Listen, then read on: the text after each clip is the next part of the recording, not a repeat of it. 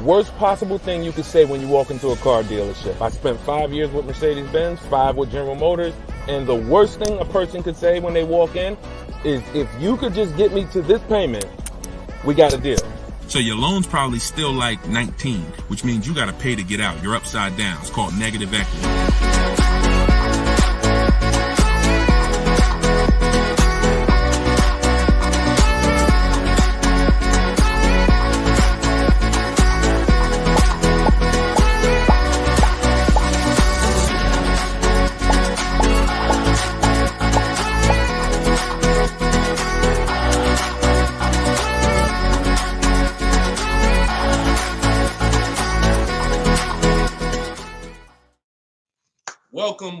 Welcome to episode 4 of Car Shopping Questions and Answers. We are live on 4 platforms: Instagram, YouTube, TikTok, and Facebook.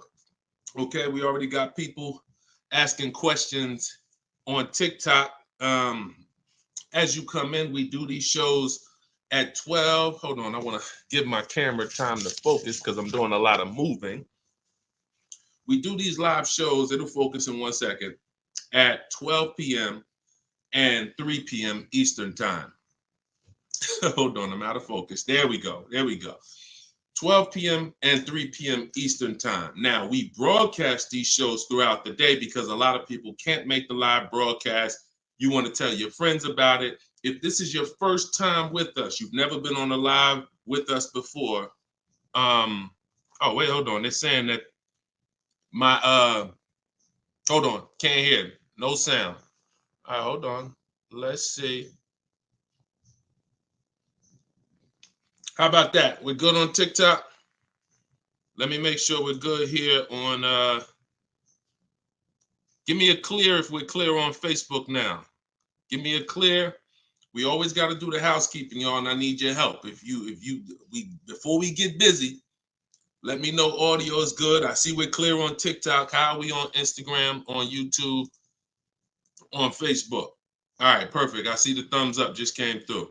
Okay, so this is episode 4. We do these live shows 12 p.m. Eastern time and 3 p.m. Eastern time. So you'll see the broadcast throughout the day, but if you want to actually be live with us, then you want to join us on any of the 4 platforms at one of those 2 times: Monday, Tuesday, Thursday, and Friday. So we are live. My name is Deshone the Auto Advisor. I am the author of the digital book, Cars from Home, 7 Steps to Saving Time, Money, and Avoiding Dealerships. You can get your copy for 75% off during the show over the next 30 minutes in my TikTok bio, in my Instagram bio, or I'm going to put the banner up here. You can go to deshonesbook.com. We have a link in the comment. We have a comment link in the comment section. So I want you to start typing your questions. We get very, very busy. Have your notes ready. Be ready to unlearn what you've learned about cars, because we get below market deals, and that should be your only mission when you are car shopping, is to get below market deals. All right. Now, one thing that I want to discuss. Okay, matter of fact, let's go. Go ahead, throw that up. Let's go to Frankie's question. So this is from TikTok. Can you please give me the percentage breakdown on leases again? Okay. The 1% rule has been around since probably before I ever even got into the car business. The 1% rule says that if your lease payment is 1% of the MSRP, or less, you stole a car. No down payment. So I had a 2018 Jeep Grand Cherokee. It was a $35,000 vehicle. My lease payment was $330 a month. That was under 1%. That's how we indicate that. Now, how we're doing the math is we are taking the MSRP, taking the monthly payment rather, and dividing it into the MSRP. For example, $330, which was my payment, into the MSRP, which was $35,000, and then that gives us 0.009%. 0.009%. Good afternoon, Vivian. Good to see you. So That's how you do it. Now you can multiply by 100 if you want to really get the percentage. You multiply by 100 and you'll see 0.94%. So that has been around for a long time. Shout out to the sharers. I see you, Frankie. Thanks for sharing.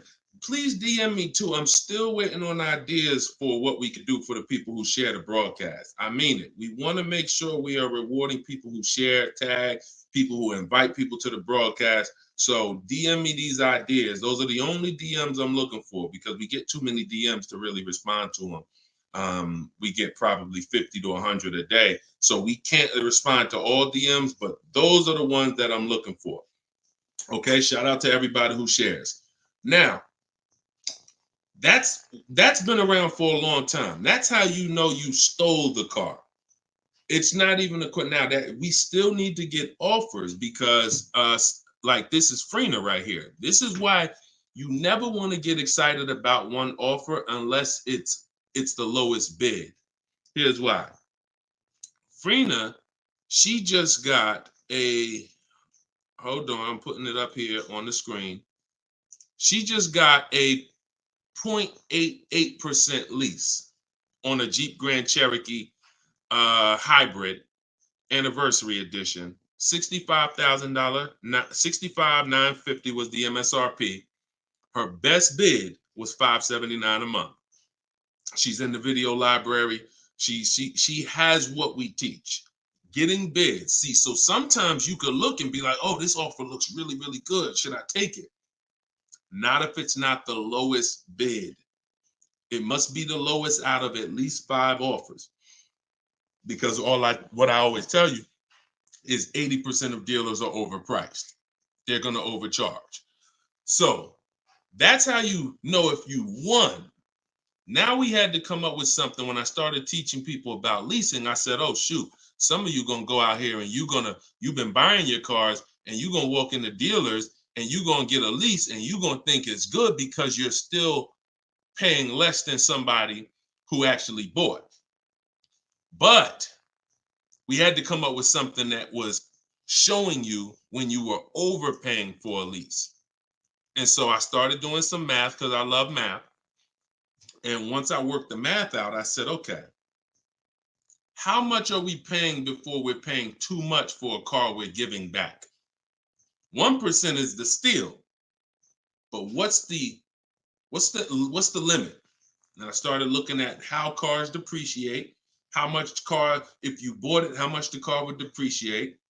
And I came up with 1.5%. So when we look at the same vehicle that is, let's say a $40,000 vehicle, for example, 1% is $400 a month or less. 1.5% is $600 a month. Now, what you look at is the total you're paying over the 3-year lease. 600 times 36 months, that's 21.6. So when you take $40,000, you add your taxes and everything, you're probably going to end up about 44. 21 is about the threshold where you're still paying less than if you had bought. You're still losing less value, but and you're tying up less money. But at the same time, that's the limit. Above 1.5%, there's no value in this lease anymore. And that doesn't mean we go buy the car. That means we look at competitors because competitors do offer more aggressive lease pro. Every single vehicle, you guys, and there's over 400 of them, has a different lease program. Sometimes even the trim level is different. The Touring has a different lease program than the Limited. So we don't deal with overpriced leases. And so that's why I created the 1.5% rule. That's how it became to be, based on the fact that I knew a lot of people, as they unlearned that bad advice about leasing, as I taught it and as they heard it from other people, they were going to go and get leases. And it's important that you know when there's no value in a lease and you shouldn't be accepting a lease. And that doesn't mean, and look, let me be very clear. That does not mean, that's why I explained the first part of this question, of this answer. You don't walk into a dealer and say, hey, I'm trying to get under 1.5. You don't walk into a dealer and get a lease quote and then you say, hey, well, look, I got to be under 1.5%. No, you're doing this wrong. Again, my mindset and what I'm trying to get you to use is Cars from Home, where you should be, the only reason you should be in a dealership is to test drive cars. if you're buying new cars or leasing. Test drive, you're in and out of there in 20 minutes. The next time you're back in a dealer is another 30 minutes to pick up your car if they don't deliver. That is the only reason. We never talk numbers in a dealership for a new car or a lease. Are we clear on that? These are rules where it's like, if you want to use what I teach, and I want you to use it so that you can get the results that Frina got, that Danielle got, that we've worked with over 8,000 people in the last since 2021. I want you getting those results. And in order to get them, you got to know what the boundaries are. Deshone says we never talk numbers in the dealership because you have no leverage there. Your leverage is at home, in control, communicating with multiple dealers, and where you can't get emotional. Okay? Clear? So that's the 1% rule, and that's the 1.5% rule, Frankie. Great question. Okay, shoot the next one in, Dolan. Great question. All right, this is Tony on Facebook. And remember, look, y'all, we are live right now. So some of you have seen the rebroadcast, and you're like, Deshone, okay, this is 3 p.m., 12 p.m., we're live. Okay, so this is the time to ask your questions. You're not watching the rebroadcast, and this is also the time to tag a friend and make sure they're here so they can get their questions answered. Shout out to the sharers. And could y'all keep tapping the screen on TikTok and running those likes up? This gets TikTok's attention and gets more people over here because we got to do this together. All right, Tony from Facebook says, hi, my lease is up in a month. I wrote to get 3 quotes from dealers. I only got 1. That's normal. The other 2 are taking their time. That's normal. I have a third-party restriction. Should I wait for the other 2 quotes or just run with the 1 quote? I never run with a 1 quote, and I get 5 quotes. So you're mentioning 3. I never mentioned 3. 80%, again, a lot of what we're talking about, y'all, is math. I'm unfortunate where I have the data. I got probably 5,000-6,000 people who have my book. We probably got close to 2,000 people in the Cars from Home library in my coaching program. That's a lot of data to prove that it's 80% that are overpriced. That's 4 out of 5. So the reason why we must get 5 quotes is because 4 are overpriced. So 3, not enough. Now, if you're doing this manually, this is still easier than you walking into a dealer doing it by phone. But at the same time, I do online. I go to their website. We are connecting with dealers through their website. You don't want to do this with third-party websites that say, hey, we could connect you with multiple dealers. You don't want that because now they're trying to sell your information to the dealers, and this is not what you want to do. You want to create a Gmail account specifically for shopping. We go to 25 dealers' websites. In my book, I link you to all the dealers so that you can just put in the zip code, and then it'll pull up all the dealers around you for every brand. But you can do this yourself. You can go there and you can actually you go to each dealer's websites. We do a copy and paste message. I have a template that I use that the people who follow my stuff use. And the template you need to tell them exactly what you want and what you're open to. Colors wise, this is why we build our car. We always build our car, go to the website, build the car, because we tell them exactly what we want and what we're open to. This takes us 20 minutes to contact 25 dealers online, copy and paste. We're telling them what we're looking for. Hey, these are the colors I'm open to, blue, black, or silver. These are the trim levels I'm open to, limited or touring. We're telling them this is these are the package. These are my must-haves. I need the big sunroof. All of that has to go in to it's not that you're not car shopping online. You're just now you're car shopping against people who their job is to make money. And so if you don't have what I'm telling you I've responded to hundreds of internet requests when I work for the dealers. If you're here for the first time, type a 1. If this is your first time ever being on a broadcast with us, type a 1. I want you to know a little something about me. I was inside car dealers for 14 years, responding to these quotes. So The reason why I'm giving you the exact strategies is because I know there's so many things that you're not trained to give the dealership that they need. They can't give you a quote without it. They can't shop correctly, without it. Okay, shout out to the first time people. Could everybody type welcome to the first time people? If you've been on here before, type welcome to the first time people. Now, once you give them that information, you're copy and pasting that. Copy, paste, copy, paste, copy, paste. You're doing that with 25 dealers. And then that creates the conversation to see where the dealers are actually coming, where the deals are coming from. But you need to see who has a car first. So, oh, you're talking about selling the lease. Okay, you're earlier in the process. Understood, Tony. Okay, perfect. No, just talk to another used car manager. And you want to have conversations because one, your car is worth different things to different people. You need at least 3 for that. You're on point. Yes, 3 quotes for your lease buyout. For your old car from 3 different used car managers. And if the 2 are not getting back to you, then just move on to other ones. But be aware, you should be using those values you got online from the online buyers to see if you have equity, because not everyone has equity. The whole purpose of the equity assessment is to make sure you're not leaving any money on the table. That's the purpose. But there's no guarantee. Many people have turned their leases in not knowing that they should have done an equity assessment, and then the dealership sitting on $2,000, $3,000, $4,000, $5,000, $6,000 that they didn't know about. That's what we want to prevent. So if you do those offers and you see you have $3,000, $4,000 in equity, now that's when you bring it here. If you do those offers and you're at a break even or $1,000, then that's not always worth it, because those used car managers are not going to match the highest offer. So be aware of that. But if you have equity there, then 3 used car managers, that's how you make a move.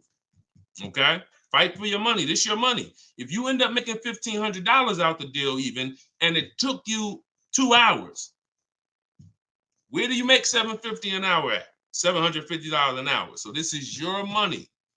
And if you don't fight for your money, someone else will definitely cash the check. All right? Tyler said, send the next one in. Tyler said, F&I director here in Houston of 2 large stores. Your content is great. I appreciate you, Tyler. This is the 20% right here. See, the 20% can always admit when we're doing something to help the market. The 80% will come on here and be like, oh man, this guy couldn't make it in the car business. Now he's teaching. All right, go ahead. Shoot the next one up, Dolan. This one's from Facebook. What's up, John? Instagram, y'all not typing enough questions. And Instagram, just so you know, the easiest platform to share on is Instagram, because you hit that little arrow, it looks like a paper plane, and it'll let you go down your Instagram friend list and send this broadcast out to probably 10, 15, 20 people. Okay? Don't cheat your friends. All right? Shout out to the sharers.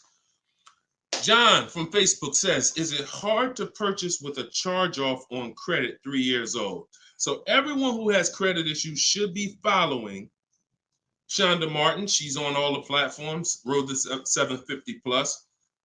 And you should be working on getting your credit to the point where you can qualify for the best programs. And you don't need an 800 credit score to qualify for the best programs. You usually need close to 680, 690 will usually qualify you for most tier 1 leases. Now there are some cars that have super tier where you tier A1 plus, but that's not most leases. That's not your standard everyday cars that most of us are leasing or buying. So the question is, the answer is, if you don't need a car, then you should be working on your credit. If you need a car, then there's nothing you can do. You need to make a move. And so I recommend a company like Limbuzz. We're always going to give the dealer a chance to match or beat our offer. So whoever we end up buying our car from, some of you have been taught never let the dealer participate. That's costing you money, because the dealer has 7, 10, 12 banks on their end. Now, If they're trying to beat and earn your business, now that's a winning position. See, check this out. When you have a finance manager who's saying this about you, what's the highest interest rate you think they'll pay? What's the highest payment you think they'll pay? That's a bad position to be in. That only happens when you have no leverage, you haven't shopped, you haven't come in with an offer, and now they're trying to see the highest interest rate that you'll pay. We're not doing that. You're doing it our way, which is we're going to have we don't let anyone touch our credit until after we find our car. Now, once we find our car, get our best deal through a bidding system, now we're going to take that purchase agreement, that's a receipt. Yep, I see the questions coming in on Instagram. We got you. Hold on, Atlantis.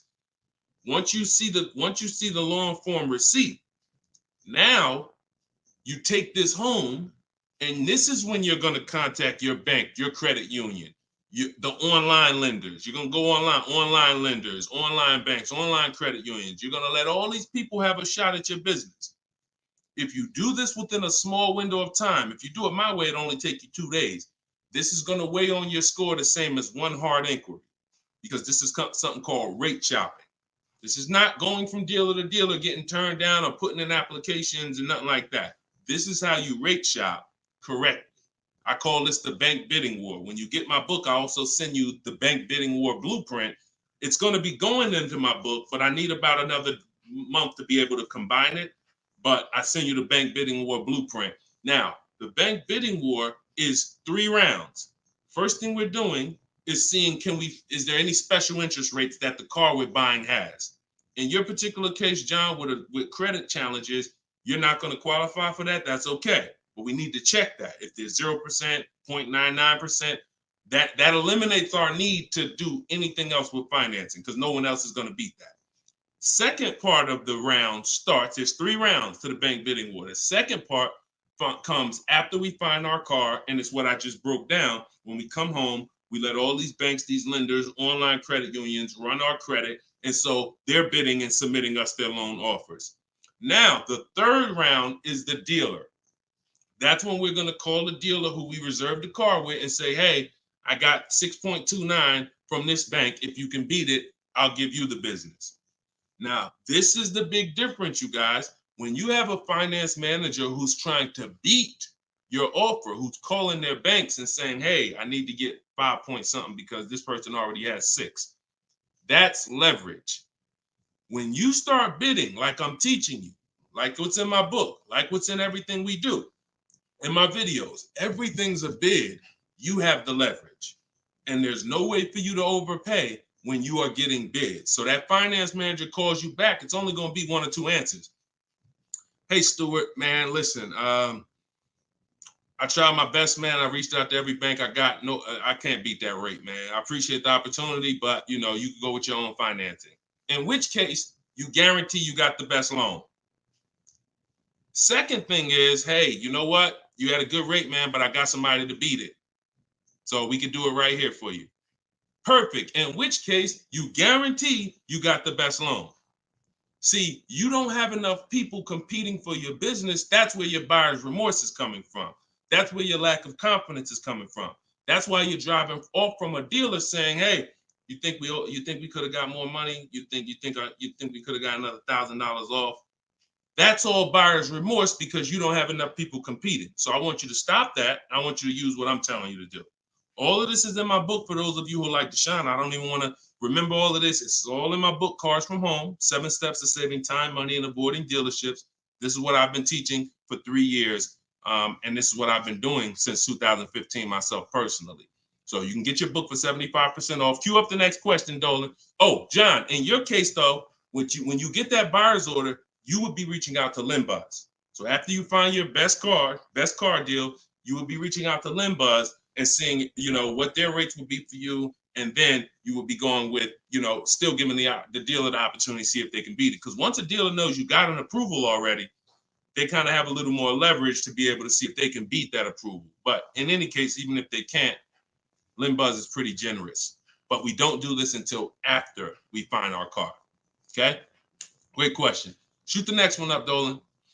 All right, this is Gemini from Instagram. Can a dealership legally raise the price from what is being offered online? Listen, nobody's suing dealers. So it's not really about what's going on legally. It's probably more ethics than anything. And we don't expect dealers to be ethical. We don't need dealers to be ethical. They've proven that the majority of them aren't ethical. So when you're not ethical, you walk the fine line between breaking the law and not. You walk that gray area. You know, yeah, I overcharged you. I know you could have paid less, but I know, yeah, whatever. But I know I could have sold you the car for less. But I'm gonna tell you that this is the best. Like, all of this stuff is unethical, but it's legal. So when it comes to what we're doing, our job is to protect ourselves. You can't go into a car dealership expecting them to protect you. You can't go into any business transaction expecting the person you're negotiating against or the person who's selling you a product to protect you. That's why we exist, because there's no one out there. If it hadn't been done, you'd been good. If there were, even if the I think it's the Federal Trade Commission or whoever regulates businesses were stepping in to protect the public, then we wouldn't have a need for what we do. But that doesn't exist. So it's on you. It's buyer beware. It's you protect yourself. And so I provide the tools for everyone who wants to take action to protect themselves. All right? But no, we don't expect dealers to do anything other than what they've been doing. Go ahead, shoot the next question up. Let's roll. All right. Why shouldn't a person focus just on monthly payment, monthly car note? Okay, good question. Hold on. Let me make sure I can see Instagram. All right, so this one's from Instagram. Promise Tammy said, why shouldn't a person focus on just the monthly car note amount? So if we did a little math and you go, all right, if you walk into a dealer and you're looking at a $40,000 car and you say to the dealer, how much does that car cost a month? And they're smart, if they're trained, they're gonna say, well, it's not really about the car payment right now. Do you like the car? And once you say, yeah, I like the car, let's get down to numbers, they're going to ask you, they're going to try to figure out what you could afford. Like, what's the most you could afford? Or I can't afford any more than $450 a month. Now, some of you know every $1,000, every $5,000 on the purchase price of a car is how much per month. Some of you know. I know we got a lot of new people on here, but for those of you who've been tapped in with us, how much is every $5,000 on a car loan? So, and the reason why I give you guys this parameter is so when you look at that $40,000 car, thank you, Frankie, got it. You should automatically know every $5,000 is about $100 a month. Yep, you got it, Michael. All right, I see you. We got people tapping on every platform. Good job, Carmelo. So the reason why, see, those of you who focus on just the car payment, you are some of the people who the 80% of dealers are going to manipulate the most and make the most money on. Because when you come in, if you don't realize that that $40,000 car is in no way close to $450 a month, now you have someone who's going to try to manipulate the loan to make that car $450 a month somehow. Now, it's usually going to end with you having a super long loan. So I've had people come to me years ago, friends that would say, Deshone, what you think about this deal? I say, man, let me look at the paperwork. And I see, man, you know the loan is 96 months? Nah, man, I didn't even know that. Yeah, the loan is 96 months. What is that, 8 years? 84 months is 7 years, 96 months is 8 years. So you're out the door at an 8-year loan. Now, I'm not going to assume you know why that's bad. So I'll say that an 8-year loan leads to too much interest, and it's what it is, because if they got you an 8-year loan, it's certainly at a high interest rate, because banks know that those loans, people who need 8-year loans, are risky. People who need 8-year loan, they got to protect themselves because typically the car may have problems in the long run. When you go down, see the whole point with a shorter loan, 5-6 years. Some people want to be conservative. You take 4 years, but you want that car paid off by the time maintenance comes, by the time repairs start being needed, because cars need repairs every now and then. So you want the car paid off. They know that if we give this person an 8-year loan, typically they're probably gonna have issues around year 7, year 6, even depending on the age of the car. So the length of loan, I teach something called the rule of 72 and the 10th birthday. I will not in any way co-sign anyone getting a loan longer than 72 months, which is 6 years, because we don't have, see, what's the longest loan, a mortgage that any of you would take? Let's keep a real fast dialogue going. All of this is to really answer the question that Tammy's asking, which a lot of other people have. So we need to indicate why this makes a difference. The longest mortgage most of you are going to take is 30 years. Mortgage. There are 40-year mortgages available. There's 50-year mortgages available. No one on here said, yo, I do a 50-year mortgage. Why? Because we already know inherently anything longer than 30, that means we can't afford this house. That means we're looking at the wrong house. So we had to make sure we created boundaries so that you understand, okay, if I got to take a loan longer than 6 years on a car, that's telling me I can't afford the car. So once I get my best price, I should already be able to afford that car with a 6-year loan or less. And I combine that with the 10th birthday. So when you look at your car, you should have your car paid off by the 10th birthday. You're taking a lot of risk if you got a loan on the car past its 10th birthday. A lot of the times I was in a dealership, people came in with problems, big repairs, and they still had car payments. Car's 10 years old, 11 years old, and they still got car payments. You could run the risk of being in trouble because that car could be in the shop. Some of you have experienced this. Car's in the shop, and you still got a monthly payment due every month. Now, this is disaster, and that's what we're trying to prevent.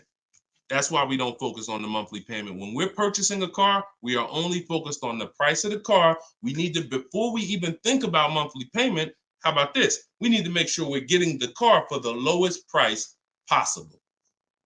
Because some people go in and like, hey, the car's 40 grand. Well, what if another dealer will sell it to me for 35?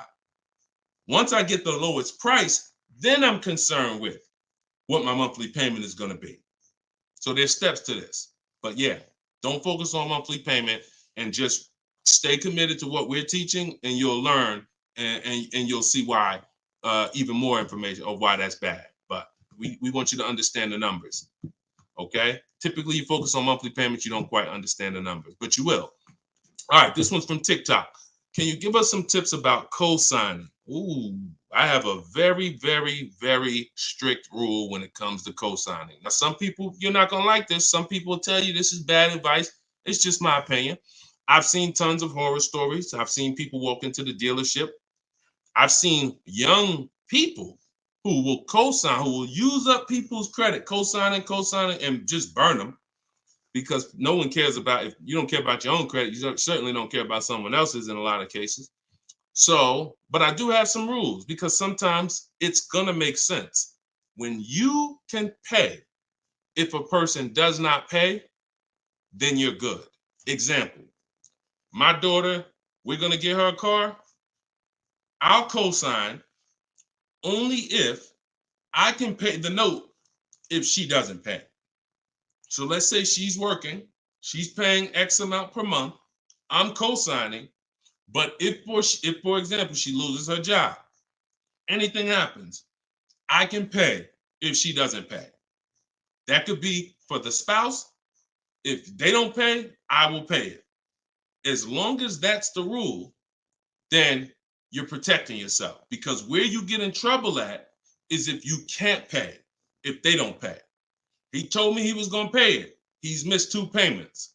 Your credit doesn't get, no, they don't care.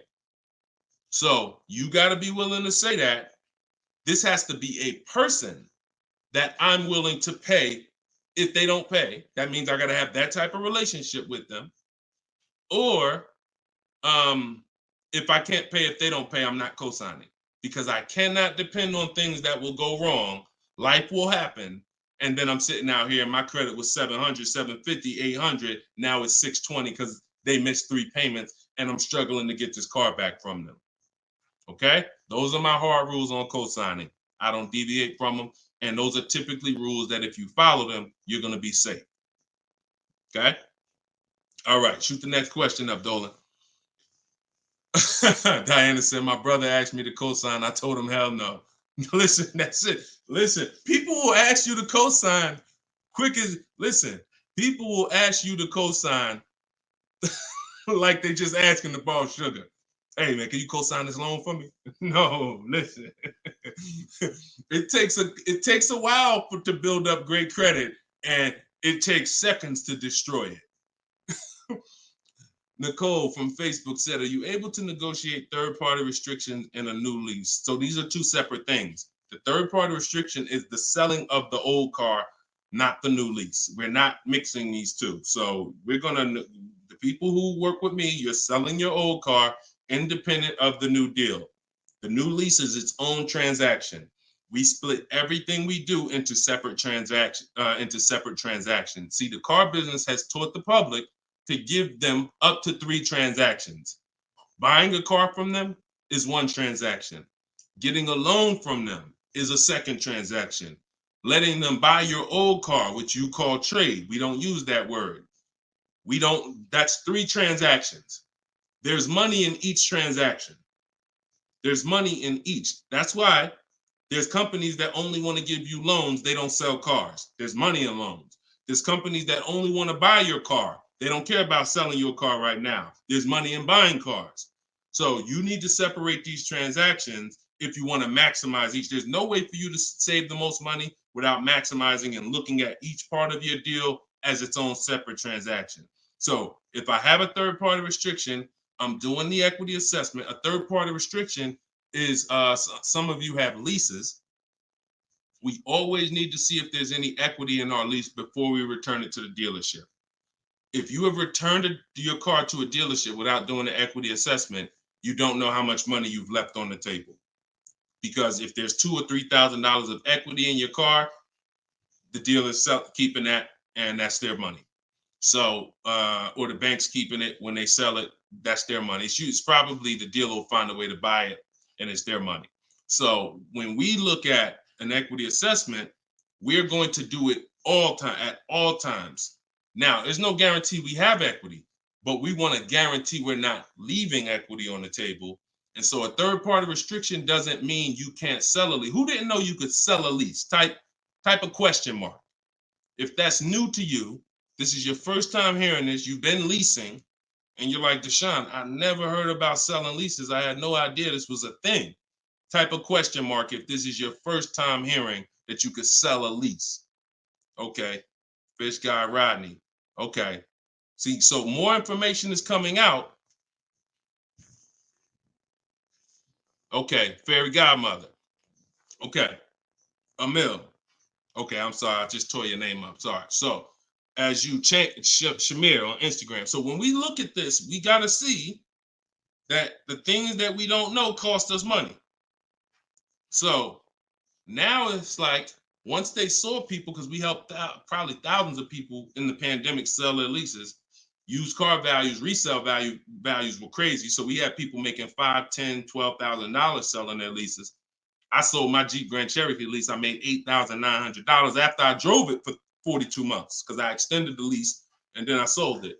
My mother, she drove her car. She made $10,200. Now those numbers don't exist anymore because values have come back down. But there's still people who are going to make 3, going to make 2, going to make 4, depending on your car. Now, every car doesn't have equity. But when it comes to the third-party restriction, they don't say you can't sell. They limit who you can sell to. You must sell to a local used car dealer. To a local dealer of the same brand. So if you have an Audi, you must sell to an Audi dealer. We are still going to get bids. We're going to get at least 3 bids from used car managers at Audi dealers because your car is not worth the same thing to every dealership. Your car may be worth 19 to this dealer, 19.8 to this dealer, 21 to this dealer, which is why we must get bids. Y'all gonna hear me say that word. Your favorite word, if you stick around and you use what I'm teaching, when you start mastering my strategies, your favorite words are gonna be bids, multiple offers, because that's how we save all the money. So okay, so that has to be handled, Nicole, separately. The selling of your car, the who I'm gonna sell that car to, you find that person first. Then you go shop for your replacement car. And then once you go sign that deal, you sell the car, you do it the same day, and you maximize both transactions. Okay? And all of this, guys, shouldn't take you any more than 90 minutes. This is not something that's going to take you hours. See, my whole thing is to show you how to get great deals in 60, 90 minutes from home. That's why my book is called Cars from Home. 7 Steps to Saving Time, Money, and Avoiding Dealerships. You can all get a copy for 75% off for the next 30 minutes. Just go to my TikTok bio. You won't leave the broadcast. Grab your copy before that timer hits 0. The price goes back up to $97. Or you can go to my Instagram bio, or click it if you're on Facebook or YouTube. Go to the comment section and you'll see a link to deshonsbook.com and grab your copy for 75% off before the timer expires. All right, go ahead, Dolan. Shoot the next question out. Should I feel bad if I get 1.3? I'd only feel bad if I got 1.3 and if it was my only offer. If it was my only offer, or if I only got 2 offers, then yes, because I'm going to tell you why. I'm going to show you something. When I look at what I see, hold on. Okay, hold on. We saw Freener. Some of you saw Freener. That's 0.88. That's just ridiculous. 0.88. But look, Charles, he gets a Palisade. He's paying $48,000 vehicle. His best offer was $597 a month, 1.23. Now, look at and sometimes people who are getting phenomenal, who are looking at cars that are super, super popular, they'll go a little further, and he reached out to 35 dealers. Now, I want you to pay attention. Some of you, the average person only shops 2 dealers. My strategy is I teach 25 to 5. But once you see my copy and paste system, which is in my book, I have a copy and paste system where we're on their website. You'll see that I could talk to another 10 dealers. It only take me 10 minutes to open up contact with another 10 dealers. We always use a separate email. Do not contact dealers from your personal email. I'm warning y'all. It's not going to work. You're trying to go through your work email, and then you got your personal stuff, and then you're seeing the car dealers. Don't do it. Create a separate Google email, and that's how we do it. So he said, I reached out to 3,500 dealers, got 10 quotes back. So that $597 a month, 1.23 is the best out of 10. So so I always tell you, when you do it right, you're going to see offers that are $150 to $200 a month more. That's when you know you've exposed the 80%, and that's when you know you shopped the right way. If you don't see that type of spread minimum, you haven't shopped enough offers. So that's the only time I would feel bad, GKA, is if I didn't get at least 5 quotes, because I don't know if 1.3 was the best. I'm gonna tell you a funny story too, because Freena's in our coaching program, and Freena reached out and she said she was looking at a Jeep Grand Cherokee. Get ready for the next question, but I'm gonna tell y'all, I want to hammer this home so y'all understand the importance of multiple offers and you don't get lazy, because the things I'm telling you might take another 30 minutes, 40 minutes, and they save your family $3,000. You can't put a price on. Well, you can put a price on that. So Freena was shopping for a Jeep Grand Cherokee Limited. She comes to the group and she said, Deshone, this was the best offer on a Jeep Grand Cherokee Limited. It was like 1.2 and change. But she said, the guy that made me this offer said he has this 4XE. It's a hybrid. And he said he could actually do better on that one. She said, what do you think? He told me what it would be. It would drop the price here. I said, if you're open to that, then you need to run your quotes again and get 5 more offers on that vehicle, because it may have a better lease program, in which case you need to open it up again. She opened it up again. That's how she got her 0.88% lease. So if she would have just said, well, this guy is getting me 1.1, I'm going to just take that, then she never would have found a 0.88. multiple offers. That's probably $100 a month difference than what the last offer, $100 a month times 36 months on this lease. You're talking about $3,600. And she did it in minutes. Once y'all learn how to do this, it's minutes. This is not hours. I'm not spending more than 60 minutes on shopping for a car. Now, that doesn't mean I'm not spending time to decide what I want. But once I decide what I want, once you know what you want, 60 to 90 minutes to get the best deal. That's it. All right, shoot the next one up, Dolan. Keep the questions coming, y'all. We are live every day at 3 p.m. Eastern time. Well, not every day. Monday, Tuesday, Wednesday, Thursday, and Friday. Monday, Tuesday, Thursday, and Friday at noon and 3 p.m. So this is our live show. Okay.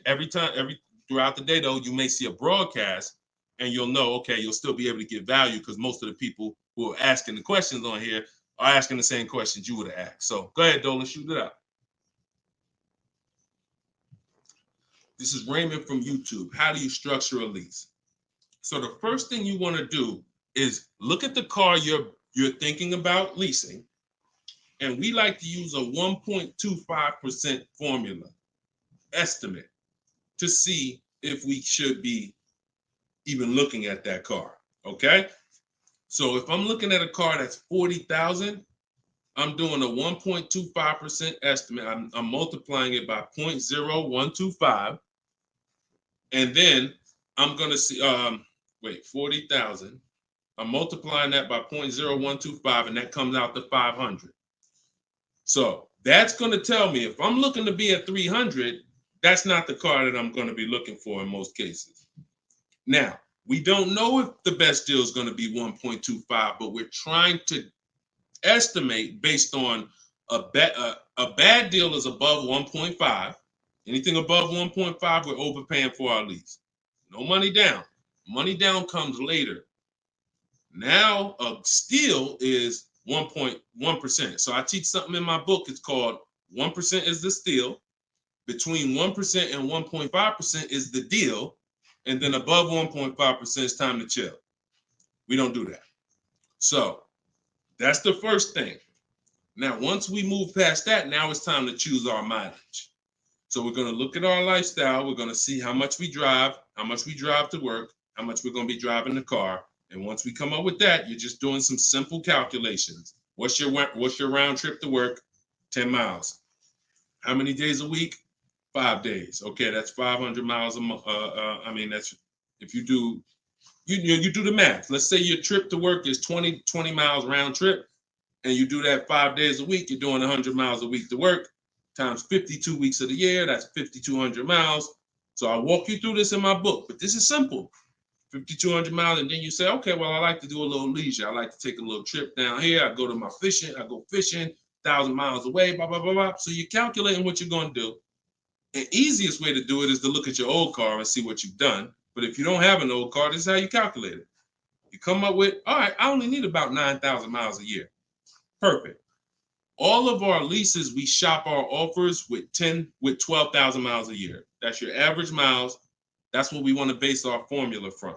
So whenever we reach out to a dealer, we do this online. As I said, everything we do is online. Once we do this, we're shopping multiple dealers and we're telling them, work us up a lease quote. First month's payment, total out of pocket. If you were on the last show earlier, we talked about we don't say down payment anymore. We say total out of pocket, TOP. Everybody who's clear on TOP, if you were on the last broadcast, type TOP. If you weren't, TOP is total out of pocket. That means only thing I'm giving you for this offer right now is my first lease payment, and I'm driving off. Total out of pocket. We're not saying down payments anymore. Okay? So now, we're structuring our lease with first month's total out of pocket, 12,000 miles per year, and that's how we're sending the offers out to the dealers. All online, all copy and paste. These are all templates I have, but I have templates where you just fill in what you want, blah, blah, blah, all in my book. There are links, there's templates, but if you're going to do it your way, that's fine, but this is how you do it. And you can sit in your computer and just copy and paste. And now you're looking to get 5 quotes. That is the mission. 5 quotes, and that's it. That's how we structure our leases. Once you're done and you get your best quote, Now that's when you adjust your mileage. So once you identify the best dealer, the winning bid, now you're going to say to that dealer, hey, can you adjust the offer to 10,000 miles a year? Can you adjust it to 18,000 per year? Can you adjust it to 25,000 per year if you're a high mileage driver? And you adjust it from there. But that's it. You do this over and over, rinse and repeat. Rinse and repeat. All right. Great question. Shoot the next one in, Dolan. All right.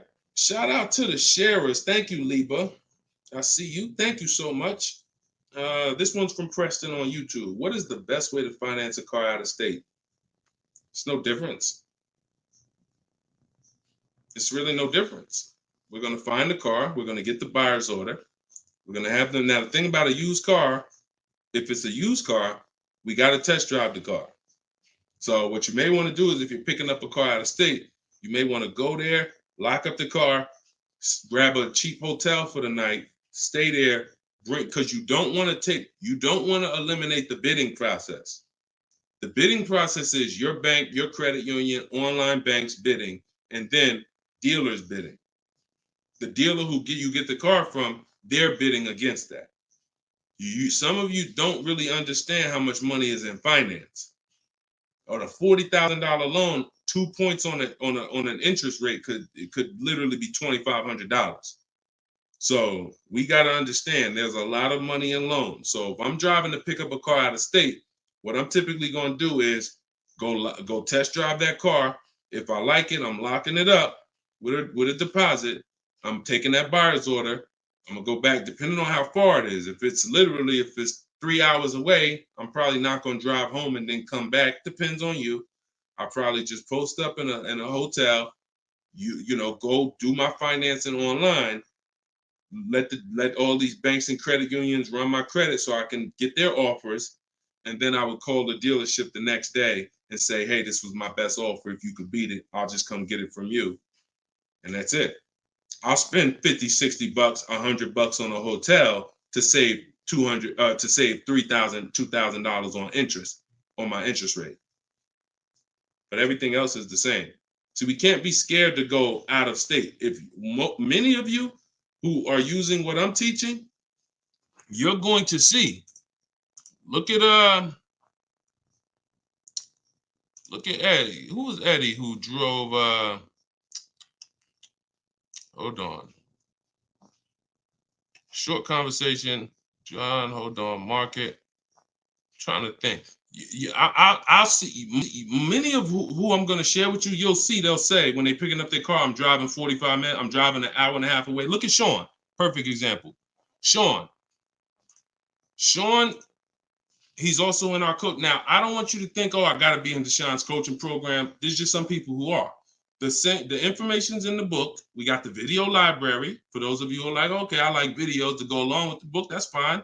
I link you to some videos in the book, but then there's some people who coach with me and I can talk personally to them. So Sean comes on here and he comes into the group. He said, he sends this. Look at the amount. He said, I'm looking at some advice on this F-150 Lightning XLT. It's a $73,000 truck. The dealer discounted it $4,900 and then revealed that there was a $15,500 rebate. His total savings is over $20,000 off this truck. So I'm like, all right. Now me, being who I am, I don't know if that's the best. 2015, I sold 2 Maybachs. They had $20,000 rebates on it. So we don't know if this is the best. I haven't seen, this is what I said to him. I haven't seen the other offers yet, but I'm assuming you got at least 5. You're saving over $20,000 on this with this discount and rebate, but the only way to know is to compare to the other offers. See, I'm not going to get excited about this deal until he tells me what I'm about to read to you. That's when we get excited. He said, guess I could have put a little more info on here. Yes, I got about 15 quotes. You see the difference? This is what I want you to get. BK Dollar, this is what I want you to get. Liba, this is what I want you to get. Everybody watching, the money is in multiple offers. The reason why you're not saving, you're just not getting enough offers. So he says, I ended up expanding my search to 150 miles outside my area to find this deal. He said, I couldn't find watch this. I couldn't find anything under MSRP in that first search. So think about how I'm telling you, the local dealers know when they see your zip code, they know, okay, some of them, all right, we don't have to do too aggressive.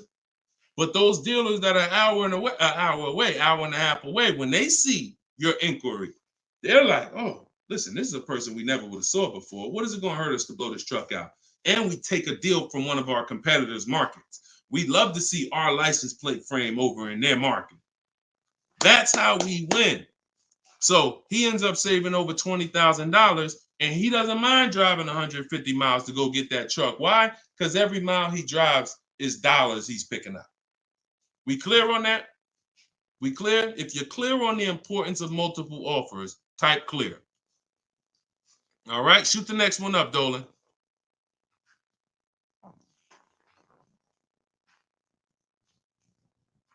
Okay, this one's from Instagram. Atlanta's Black Gabriel. I think it's Gabriel, my fault. So, in the market for a new Chevy or used Chevy Malibu, what's the best route, leasing or financing? How many years are you keeping the car? If the answer is 8, then you should be buying. If it's at least 8. See, I teach something. My book is called Cars from Home, 7 Steps to Save Time, Money, and Avoid Dealerships.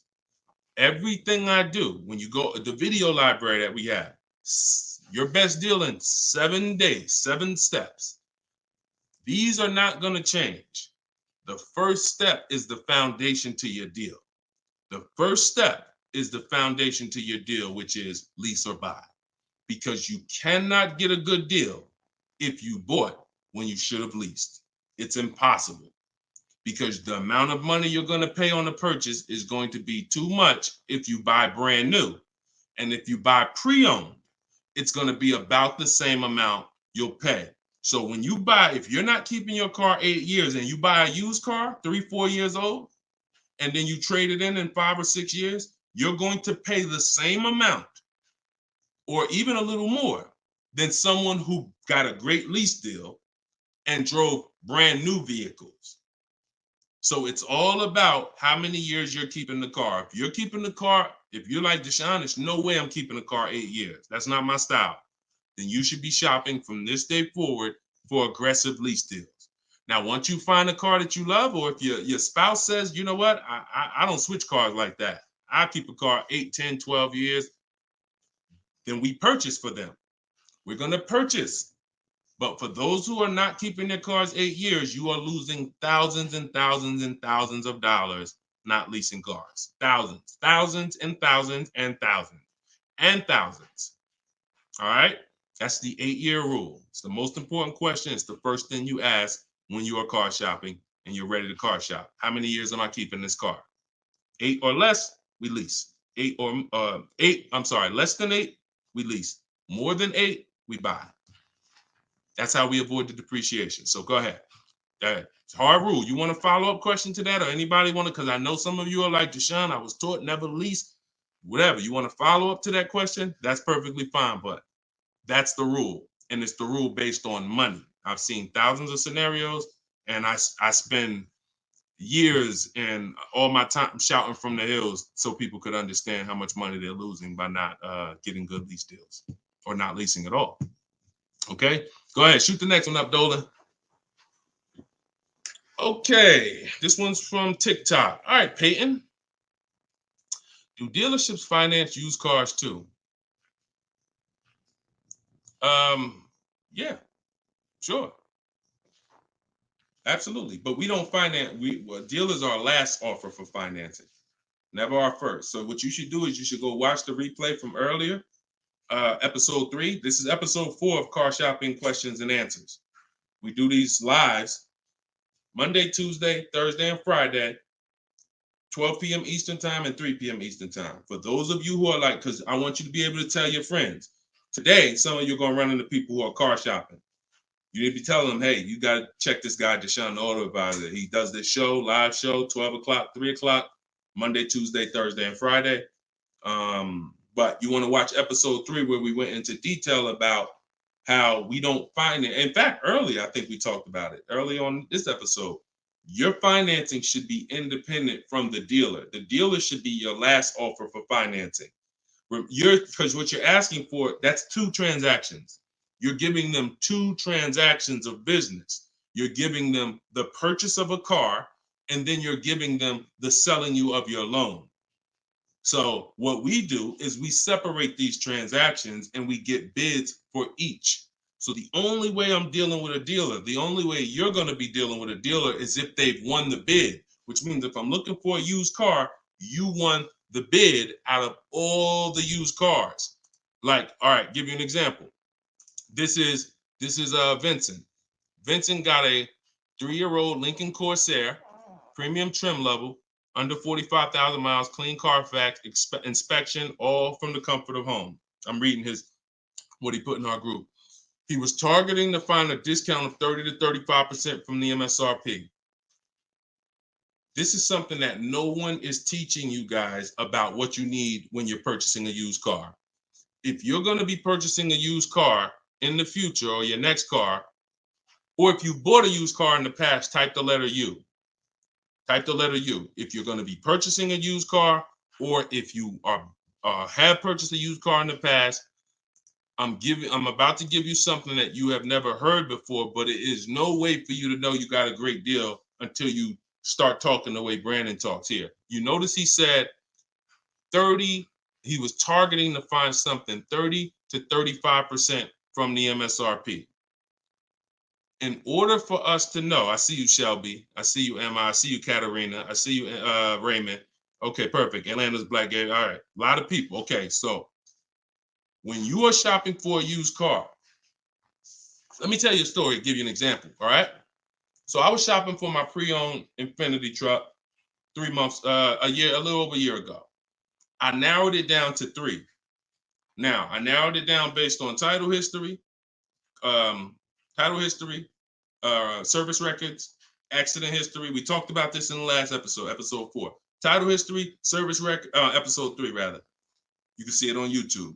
And if you're on YouTube, please make sure you subscribe and please hit the like button. It matters because that shows the algorithm that we talking business over here, that more people need to be here. So when I narrowed this down now I get to I think I narrowed it down to my top 4. They were all white. They were all within 30, they're all within $1,500 of each other. Now, here's the problem. This is where it gets complex for you. Because I'm looking at one that they're asking 30,000 and change, one they're asking 31,000, one they're asking 31,800. You know, they're all within $1,500, $2,000 of each other. Similar miles. On the outside, they all look similar. Without knowing, I created something called the true value percentage. What is the true value percentage? It's not what the website says is a good deal. It's the percentage off of what the vehicle was when it was brand new. So I pulled the window sticker for each of these vehicles. I pulled the window sticker, and what do I see? Now I teach you how to do this in my book. I teach you this entire process, but I'm walking you through it. Exactly. I pull the window sticker. You can get it from Carfax, depending on if Carfax has a deal with that manufacturer. Carfax has window stickers. Now, what do I see? One car is 46,000 when it was brand new. Now they're asking 31 and change. Okay. One car is 48 when it was brand new. They're asking 31 and change. One car was 52 and one car was 54.5. That's the one I got. So you see how in one instance we were confused. You would be confused. You sitting here like, yeah, Deshone, that's hard because they all look the same. They all similar price. How do we know? Once we find out the original MSRP, not only do we find out what the original equipment is that's in the vehicle, which is helpful. I wanted to know this is an edition 30, got all these special features. That's helpful to know too. But more important than that even is to know that that car was a $54,500 car that they were asking $31,800 for, which means I got a 42% discount. That is something we created called the true value percentage. And that's how we make sure we choose the right used car when we're ready to pick the final one. This is what we do here, y'all. If you this is why, like, this is why we've been blessed, because God knows we giving you the information you need to win with. So all of this is in my new book, Cars from Home, 7 Steps to Saving Time, Money, and Avoiding Dealerships. If you want it all in one place, you can watch the show. You can watch my free social media videos. I got hundreds of them. Or you can say, Deshone, I'm going to get this it's 75% off in my TikTok bio. It's normally $97, but you can get yours for 75% off. And you can get in my Instagram bio, or if you're on Facebook or YouTube, click the comment section and click that button that says Deshone's book and get you 75% off for 30 minutes. After 30 minutes, price goes back to $97. So, all right, but that's the true value percentage. And that these are the things that we never buy a used car ever without looking at the true value percentage. So when you saw what he said when he bought that Lincoln, as he was targeting to get something 30 to 35% off MSRP, and he ended up getting one for 43%. So that's what you need to know. Go ahead, shoot the next one up, Dolan. Great questions today. All right, Raymond on YouTube. Does it make sense to buy an existing lease?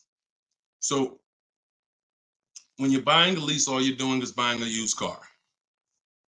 That's how you got to look at it. It's a used car.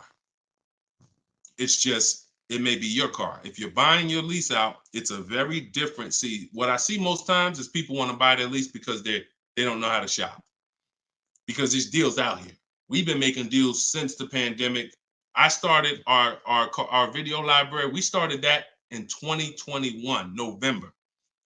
Middle of the pandemic, when people were paying ridiculous prices over with the 80%, they were cashing the biggest check they've ever cashed in their lives.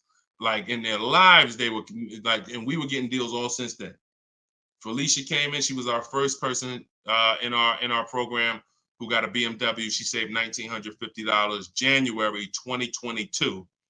And so we when you get bids, you reveal. That's why we don't pay attention to nothing out there. I don't care what anyone says, what any dealer says does not matter to me.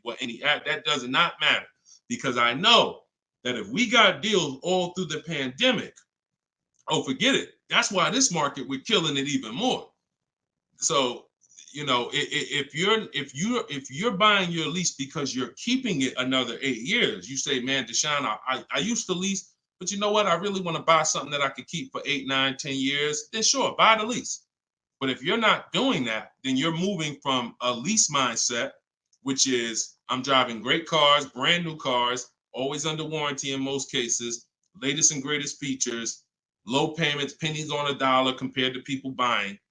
That's a whole value system. That's mindset right there. These are the people who are shopping for a lease. These are the benefits of leasing. And then you're moving and saying, all right, I'm going to buy a used car now. Very different, very different. So you got to be, you have to have had a change in mindset and goals to buy your lease and buy a used car. And it's what I see most times is people just don't know how to shop. When you use what I'm teaching you to shop, get 5 offers, you're going to see there's deals everywhere. Everywhere. Go ahead. Shoot the next one up, Dolan. You can't pay me to negotiate your lease, because I do this in 90 minutes and I'm teaching you to fish. You know, I've had people who used to buy cars from me. Hold on, keep that question up from Nicole, but I saw this person on TikTok. I'm not in the business I'm in the business of teaching people how to fish. So, you know, because what happens is you're building a trust in something. Like if you're not willing to learn what it takes to do this in 90 minutes from home, like I'm teaching you, then you are the same type of person. That same mindset will lead you to go into dealers because you're just lazy and scared. Now, I'm not saying that's you. I'm warning you to not let that be you. I'm warning you you can't pay me enough. I'm not in that business. I'm in the business of helping people all around the country. It don't matter what you pay. Of course I don't think you would ever even ask me to work for free. I'm telling you though, that's not the business I'm in, because we can help thousands of people all around the country, but you're not realizing that your transaction is a 5-figure transaction. There's nothing else in this world that you're going to give that type of control. If you were going to start a business and it was going to take a $30,000 decision, $30,000 of your money, would you ever be looking and saying, oh, could you do this for me? You see, we do things with cars because we've been programmed to do them with cars. Car dealers have made you so scared that you've been programmed to do something, but you never do it with anything else. You never do it with a house. You wouldn't say, hey, could you just, I'll pay you to get my house for me. I'll pay you to, start this business for me. No, it's only cars. So when you realize that this stuff is easy, that old way of going into dealers and going back and forth, see, you're thinking of the old way. You're thinking, oh, I need somebody to tag along with me. Yeah, I got Deshone sitting over there next to me. I wouldn't be there because I'm at home. Where you see me at, this is where you see me at is exactly where I got my Infinity truck. I just told you about the deal. Where you see me at is exactly where I get my cars from. I sit right here, and all the people who got my cars from Home Book, who are in the Cars from Home video library, they're all right here. Some of them in the airport buying cars. Some of them at their desk at work making deals on cars. Nobody who's learning from me is in a dealership making deals on cars. So that's the old way. And if you think that you got to unlearn that or you can't win with me, you got to scrap that. I know it's painful. I know it sucks. I know it makes you feel like you're a loser. But that's what I'm telling you. Scrap that joint and do it my way. And when you do it my way, you're going to be like, oh, shoot, man, how the heck wasn't I shopping like this years ago? All right. So now Nicole on Facebook. Do you shop or negotiate differently for a car that is low in inventory or shortage? No. Now, the only difference is, let's say, and this is the reason why we connect with 25 dealers. See, in my book, I said we use the 25 to 5. We got to connect with 25 dealers. This takes us 20 minutes because we're using a copy and paste system. So if you're going to all of these Chevrolet websites and copy and pasting in their contact box, copy and paste, copy and paste, copy and paste. Now, what you're doing is you're shopping out of all those dealers' inventories. So if you only do this with 4 dealers, then you only see one dealer who has a car. And they're like, oh, well, we it doesn't seem like it's a lot of these cars out here. That's why we're connecting with 25. You saw Sean, he connected with 35. And so when we connect with these dealers, we're not just doing it to get bids. That's one reason. But we also know out of all these 25 dealers, probably 10 of them have a car that matches what I would want. And then I'm going to get 5 to 7 offers. So now let's just say we're at a mid period where the 2024s are sold out and the 2025 hasn't come in yet. Now what's going to happen is all of those dealers out of the 25, maybe 2 of them have a car, and they're going to tell you, you know what, you really need to order it. That's not because it's a low inventory. That's because you're usually in between model years, and the old one has sold out, and the new ones they're waiting for it to come in. But it doesn't change the way we shop. And sometimes we will order. If I'm purchasing, I'm more likely to order because I'll get bids, and then I'll take the car. But if I'm leasing, we're less likely to order because we don't know what the lease program is going to be. See, I could get a dealer that discounts the car for me $3,000. We had a person in our group, and they were getting a new BMW X4, the X4M, like the performance edition.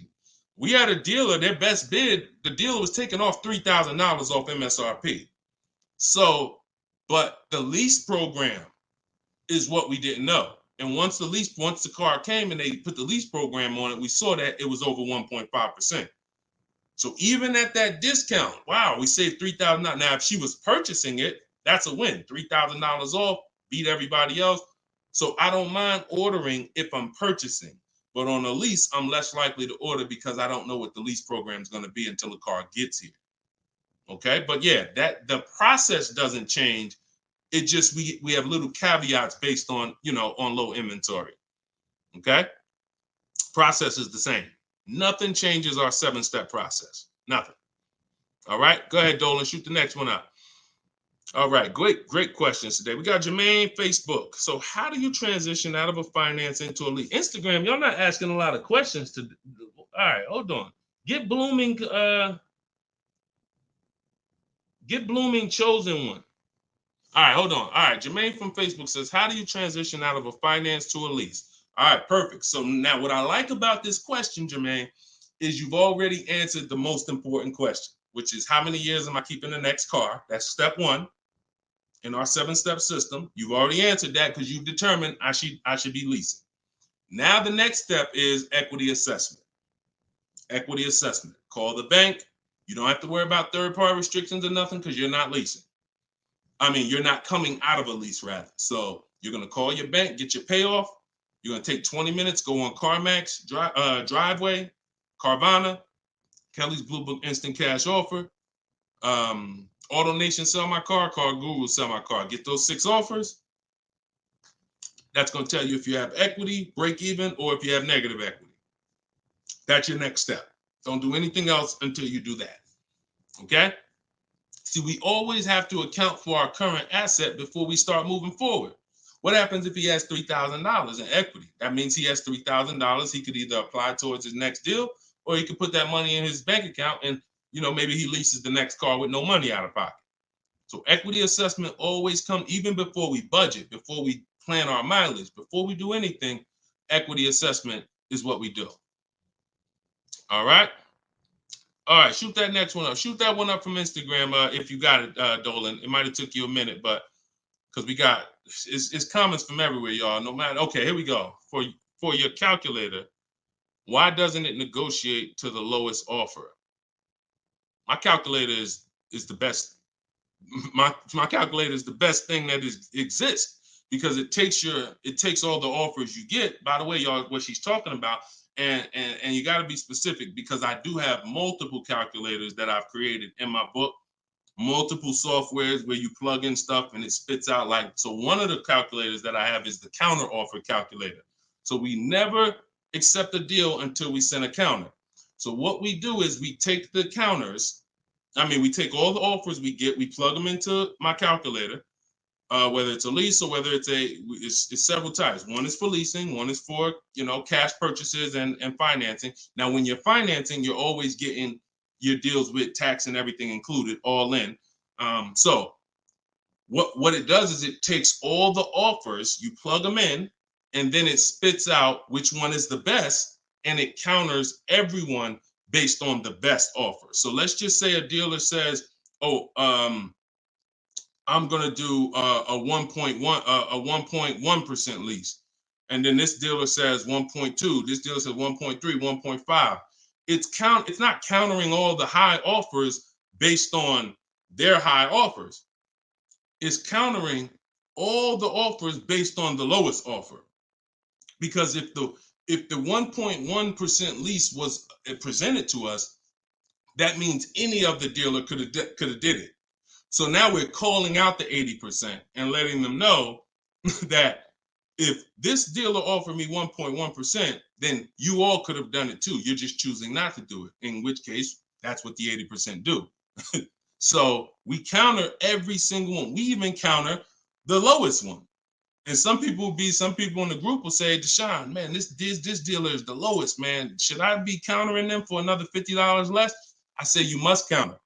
Because you don't know if there's another $10, $50, $20. If you don't counter until a person tells you there's no more room, even if they're the lowest, that's not the best deal. So sometimes you counter the lowest offer, and the lowest offer will be like, listen, man, I gave you my best shot. I got nothing else. We know they're telling the truth because we got 4 or 5 other offers that are much higher than that. Sometimes they'll be like, listen, I can't do that $50. I get you another $10. That's the best I got. We know they're telling the truth because all the other offers are a whole lot higher. So that's the way the counter offer calculator works. It's gold. It's gold. So all right, we had an hour and 19 minutes. We try to keep these broadcasts about an hour and 15.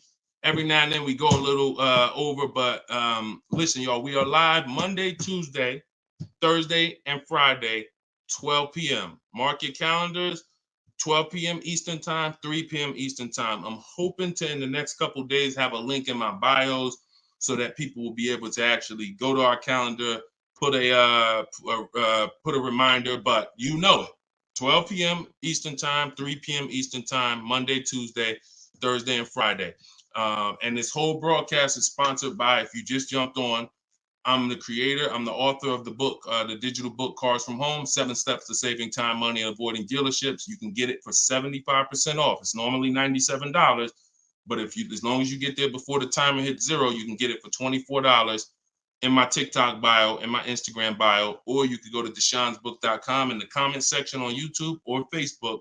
Get your copy for 75% off. I'm also the creator of the Cars from Home video library, and I've coached over probably 1,500 people now since 2021. So we've been doing this. Everything I'm teaching you is proven. And I'm going to tell you, just like I tell my coaching students, when you get my book, see, I don't do questions and answers for my book, y'all. See, there's people who DM me. First of all, I don't even see DMs. The reason why I can't do question and answers because there's no other author that does it. So I make myself available probably more than anybody. But when you buy the book, trust the process. If you don't see me say do it, don't do it. Do everything I say do. I tell everybody, even if they're in my coaching programs, you must trust the process that I'm giving you, and you got to unlearn your old process. Don't even think about your old process. Use my process, and I'll lead you to where you want to be at. Guaranteed. All right, so get your copy. I will see y'all all on the next broadcast. Tell your friends. Welcome to the new followers. Welcome to the new subscribers on YouTube. I appreciate y'all. We'll be back for episode 5. God bless you.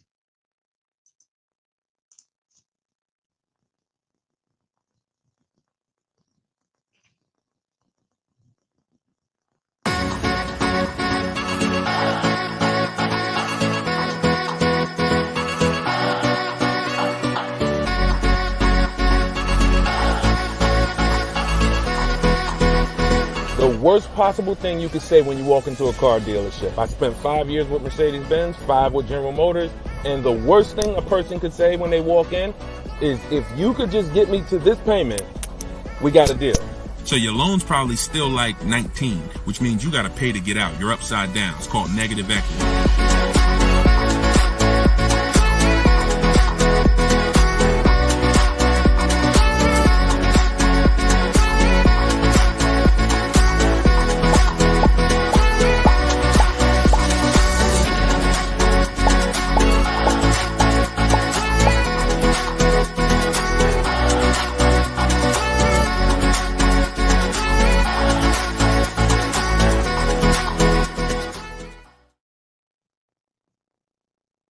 What's going on? What's going on? Welcome everybody to Wednesday, 12 noon car shopping Q&A. This is episode 5. We do these live shows 12 p.m. We're not going to usually be doing Wednesday, but I said, you know what? Let's throw in a special 12 p.m. Wednesday. So we are actually live. I know some of you may watch the broadcast because we do rebroadcast these lives, but this is actually live, and we're going to be taking questions right now. So as you come in, if you could hit the share button and tag a friend. I'm just getting us up on TikTok right now. I got to make sure I keep people out who are under 18. So come on in. I'm going to share this. If you don't know me, if this is your first time seeing a show with me, type the number 1. Type the number 1 if this is your first time. Welcome back to people who have been here with us in the past or on previous shows. My name is Deshone the Auto Advisor.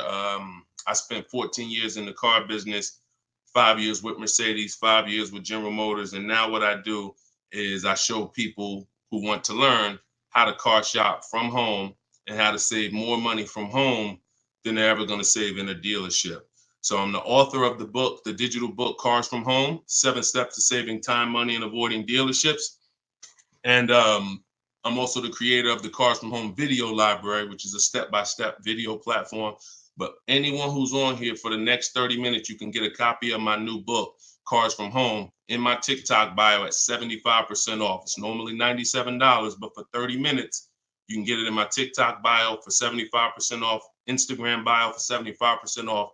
Or you can go to deshonesbook.com in the Facebook comments or in the YouTube comments. But let's get busy. Get your copy for 75% off. Everything I'm going to be talking about on this show, once again, this is live. It's Wednesday. This is a 12 p.m. noon show. So for those of you who may have seen the broadcast, this is actually live, so we can start typing our questions in. And my man Dolan's going to pull those questions in as you guys type them. And we're pulling questions from TikTok. We're pulling questions from Instagram. Shout out to TikTok.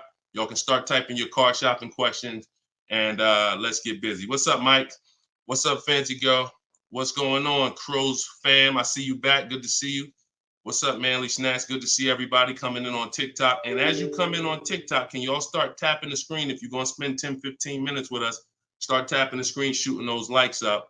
And then my man Dolan is going to bring in the first question when y'all type it. So Instagram, make sure y'all typing. Sometimes Facebook and YouTube, we notice y'all a little slow. We need y'all to get a little faster because TikTok always types their questions fast and Instagram usually types their questions fast. But Facebook, y'all got to get a little faster with y'all questions. So we know that y'all going to step up today and start getting your questions in. All right. I see one that came in from JC. You want to pull that one up, Dolan? On YouTube? Okay. Our best deals, are they made from the comfy confines of our home, or should we hammer it out at the dealership going toe-to-toe, jab for jab with the salesman, finance, and sales managers? Well, you have no leverage when you're face-to-face with someone. And leverage is what gets you good deals. Leverage is what, oh, we up to 500 likes on TikTok already. Shout out to y'all. Keep tapping the screen. Appreciate y'all. And tag a friend. Everybody bring your friends over. They need this just as much as you do. So what JC from YouTube just asks is it better?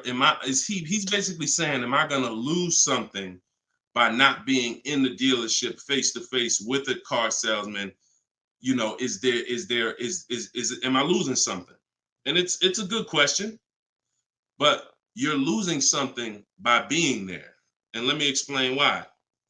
You're losing something by being there because your leverage in a negotiation, it comes from you talking to other people and having other offers. Let me give you a real example so that you can really understand that. When people are negotiating for your business, you're going to save the most money without trying. You go into the supermarket. Do you have to try to find the best deal on laundry detergent? Do you have to try to find the best deal on, anything, spaghetti sauce? No. Why? Because companies are actually hoping that you look and see that they're the best deal. Hey, look, we're on sale this week. Hey, look, choose us. They're trying to get your attention. They realize they're competing with all these other brands and they don't mind. So even with a TV, I always use a TV for example. If you go out to buy a TV right now, is anybody on here worried about overpaying for a TV in 2024? Anybody? And I always want to remind people, as you new people come on, this is live. This is Wednesday, our 12 p.m. live call. So our 12 p.m. live show. So you can ask your questions. This is not our rebroadcast. So what is anybody on here worried about overpaying for a TV? Anybody? No. Why is that? Because you already know that companies are competing to sell you a TV. Sony, TCL, Samsung, all of these companies are competing. Therefore, you're not gonna overpay. That's what we bring to car buying. In a nutshell, y'all, if I can wrap up what I'm trying to show you with Cars From Home, the reason why my brand is called Cars From Home, my book is called Cars From Home, my library is called Cars. The reason is because it's a mindset. It's a mindset.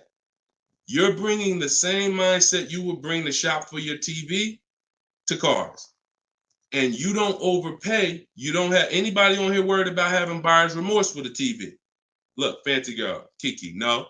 Look, RJ Newscom, no. Look, Patrice on Instagram, no. So no one on here is worried about overpaying for any of these items that years ago, we used to be worried about overpaying for TVs, but not anymore. So when you start staying at home and getting multiple offers and kill your programming that the car business has programmed you into thinking that you need to go in, then you're going to see how much money you save quicker. Okay? Who's not a good negotiator? As you come on, I want y'all to answer this question. Who's not a good negotiator? I see you, Yayo. I see you. Okay, I see you, Fun Times. Welcome, Tone Bud. Who's not a good negotiator? Just type me if you're just, Deshone, it's not my thing. I'm not really, look, Crow's fan. No, I'm not. What's up, Tom? Julia? So all of these, look, John C on Facebook. No. William on TikTok. No. All of these people are not yet. Danny on Instagram. So what I want to tell y'all is you no longer have to think you need to be a good negotiator to win with buying cars. You're going to start making people negotiate with each other. And that's multiple offers. So if you're buying your next car and it's a new car, you're going to get at least 5 offers from 5 different dealers. And if you're leasing your new car, you're going to get at least 5 offers from 5 different dealers while you're at home. And if you're buying a used car, you're going to stay at home. You're going to look at the entire used car market on all the marketplaces. I teach 8 marketplaces. You need to be everywhere a used car is. These are like if you were buying a TV, to continue to use that example, you wouldn't just be on Walmart.com, but not be on Amazon. You wouldn't skip Best Buy. You wouldn't skip PC. Wherever there's a TV, you would be. It's the same thing. And y'all are going to save more money than you've ever saved, easier. This is how you take control and have your confidence, and you are empowered. Okay? So that's the answer to your question, JC. You don't lose by being at home making dealers bid. You lose by being in dealers going one-on-one. Okay, great question. Shoot the next one up, Dolan. All right, this one is Mr. Martinez on TikTok. Do they require a credit check with the request? Now, that's a good question. They'll make you think they do. Whenever somebody requests your credit for a quote, just know that that's a tactic. This is why you don't want to be in dealers talking. Remember this rule. Never talk numbers for a car in the dealership. Okay? Never talk numbers in the dealership. You want to only test drive the car. Now, it's a little different with a used car. New cars, leases, never talk numbers in the dealership because you have no leverage there. It's continuing to go back. You have no leverage inside the dealership. Now, when you are requesting your quotes, you're going to the dealership site. In my book, my book is called Cars from Home, 7 Steps to Saving Time, Money, and Avoiding Dealerships. Everything that I'm teaching y'all is out of one of those 7 steps. Now, when you get to the point where you're getting offers, we're not using third-party websites because dealers pay for those leads. We don't want dealers paying any extra money to a company to get in touch with us. We want to go direct to dealers' websites. This takes 20 minutes. If you do it my way, you're going to the dealers' websites. In my book, I have a link to the dealers, each brand. You put your zip code in and it'll pull up all the dealers. Now, as you go to these dealers' websites, you're doing a copy and paste. Copy and paste. And now, what are we saying in that first message? What we want, what we're looking for, when we can purchase. We're not talking about numbers yet. We just want to see who has a car. Now, once we see who has a car, now my strategy that I like you to start using, and some of you who have my book, you've used it already, it's the 25 to 5. 25 to 5 is when you're connecting with 25 dealers online, and the goal is to get 5 offers. So, and the reason why we get 5 offers is because 80% are overpriced. So 4 of those 5 offers are usually going to be overpriced. That's when you know you did it right. So when we're getting our quote request, one dealer might say, oh, I can't do it without credit. One of the things we say when we're requesting quotes for a lease is assume tier 1. Now, for those of you who are purchasing, not leasing, you're going to request quotes all in, taxes, fees, everything in. Now, there are people who are going to try to knock you off your game. Some of you know, if you have my book, I have scripts for everything they're going to say, because I used to have to use these templates. You're going to hear stuff like, oh, we need you. When can we get on the phone? Can we just have a quick phone call? My script for that is, I'm going to be handling my whole process from home. I'm only going to be talking to the person who actually makes the best offer. And then you always end with a question. So you will always ask. You never want to end your communication online just end with a statement, because they're trying to get you on their agenda. You're trying to keep them on our agenda, which is, you're either going to let me know what car you have. Do you have a car that matches what I want? Second, once I confirm you have a car that matches what I want, can you give me an offer for it? That's what we want. And everything we do is to stay on that agenda. Does that make sense? When you're leasing and you're buying new cars, you have to have an agenda, because, again, I'm trying to teach you, I want you shopping with strategy. I've been doing this, helping people since 2021. We've helped over 8,000 people, probably 6,000 with my book, another 2,000 with our video program. So this we know works. I'm not telling you something that I'm hoping works for you. You just have to do it.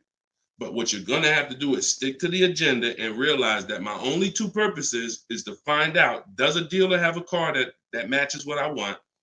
And can you make me an offer on it? That's it. And now I have scripts in my book that do that. For all of you who just came on, this whole show is sponsored by my new book, Cars from Home. And you can get your copy for 75% off. It's normally $97. It's a digital book because I need to update it as things change in the market. And if you got a print book, if I printed a book and now I mailed you a book, now you got the book and it works now, but when you go to use it a year from now, some things may change, some websites may change and whatnot. Now you got to buy another book. So this book is a one-time, you get upgrades as I upgrade it, and I probably updated it at least 4 times since I launched it. So get your copy for 75% off in my TikTok bio, but you only got 30 minutes. Once 30 minutes passes, it goes back up to $97, which is still a great price, by the way, because you're going to save thousands of dollars using it in my Instagram bio and my TikTok bio. So you're never getting to the point, Mr. Martinez, where you are giving a person an opportunity to run your credit, because everything you're doing is at home requesting information. So as long as you get into the business of being at home, writing and requesting prices and seeing which dealer is going to offer you the car for the best price, you're never going to be in a position where you need to be giving your credit, because there's no reason. And if you give your credit, you really fell for the game, because now they locked you into them, which is the goal. So no reason for everybody, no reason to give credit to give somebody our credit to get an offer. All right, go ahead, Dolan. Next one. Type your questions. I see a lot coming in from Instagram. I'm in the dealership right now. Vital on Instagram. Keep that up. Keep that up, Dolan. Vital just said I'm in the dealer right now. Now, if you're there negotiating, then you're never going to get the best deal. You're never going to get the best deal. Understand, y'all, I'm not playing games. For those of you who don't understand what we really do here, like, this is Greg right here. Greg used our strategies. He got a $56,000 Kia EV6 win. He got it for $527 a month on his lease, no money down. That's through bids. That's not through negotiations. Danielle's lease, $44,000 Audi A3. She got it for $550 a month, no money down. You know, this is on a purchase here. Sean bought, and some of you may have these cars and look at your payments and you're going to say, Dad, Deshone, I got that same car, man, and I ain't get that price. That's why I'm trying to tell you to listen. And like, we're not regular here. And sometimes I think, like, I'm not the public. I could be in the car business making $200,000-$300,000 a year if I wanted to.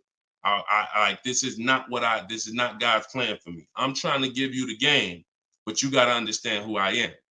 This ship has sailed. We've been doing this for thousands of people since 2021. If you just now here and you just finding me and you haven't used my stuff yet, like, you missed it, but understand, don't keep missing it. This Sean, he got this F-150 Lightning XLT $73,000 truck, brand new truck. He saved over $20,000 getting bids my way. And the people who learn from me, they're never going back to the old way. They never going back to negotiating and dealing. It only take one time for you to use what I'm telling you and see how quick you buy cars and see how much money you save to realize, oh shoot, I'm never going back to that old way of car shopping again. All right. So if you want to do it, you need to leave that dealership. Unless you're just there to test drive, that's different. So Instagram. Considering leasing a car, but feels like it will keep me constantly having a car payment if I choose to keep leasing at the end. Could you please explain the strategy to leasing versus financing? Absolutely. So when you're leasing, so this is a great question. Somebody said, look, if I lease, I'm going to always have a car payment. That's absolutely true. And so there's two totally different ends of the spectrum, y'all, when we look at how we acquire cars and get the best deals on them. One is a lease. My goal is to drive a new car, always under warranty in most cases, except if I'm a high mileage driver. I'm paying pennies on the dollar compared to somebody purchasing like that same car that Greg got. He's paying $527 a month. That same vehicle would be, it's a $56,000 car. That same vehicle will be $1,000 a month on the car note, at least on a 6-year car note. So I'm paying pennies on the dollar. I just had somebody today, he's going to pick up a brand new Kia Telluride. He got a payment of in the 400 range of $42,000 Kia Telluride. Once he negotiated it, he decided he was going to put $2,500 down because he wanted his payment where it was. But he already had a ridiculously low payment. It was like a 1.1% lease deal on a Kia Telluride. I told him, I said, you know that same Kia Telluride, $42,000, that would cost about $800 a month to purchase? He said, yeah, I know. I used to buy one. I used to buy mine. He actually had one. It got totaled. So he knows how much he was putting into that vehicle before he actually figured out he's not an 8-year person. So if you're not keeping your cars 8 years, you should be shopping for aggressive lease deals because it's pennies on the dollar. And we shop with bids because it's easy. It's fun, we're in control, and that's the way we do it. Now, the other side of the spectrum are long-term vehicles that are going to be what we call a keeper. If anybody who has a keeper in their household, type a K. If you have a vehicle in your household right now that you've had for more than 8 years, type a K. Type a K. Type a K. As you come in, y'all, if you're on Instagram, could y'all hit that paper airplane? It looks at the bottom of the screen. It allows you to share this broadcast with your friends. And could everyone who shares, could you share this broadcast? It does help. It matters. And I'm never going to stop asking for it. And I'm never going to stop appreciating the people who share. I appreciate you guys. And your friends will appreciate you more than anything, more than even I appreciate you. When you tag a friend who doesn't know me and they're car shopping, they'll appreciate you more than even I appreciate you. So, okay, all right. So we got John on on Facebook. We got Michael. We got hold on, let me see. Acura MDX. Rob Korn got an Acura MDX on Instagram. He's had it 195,000 miles.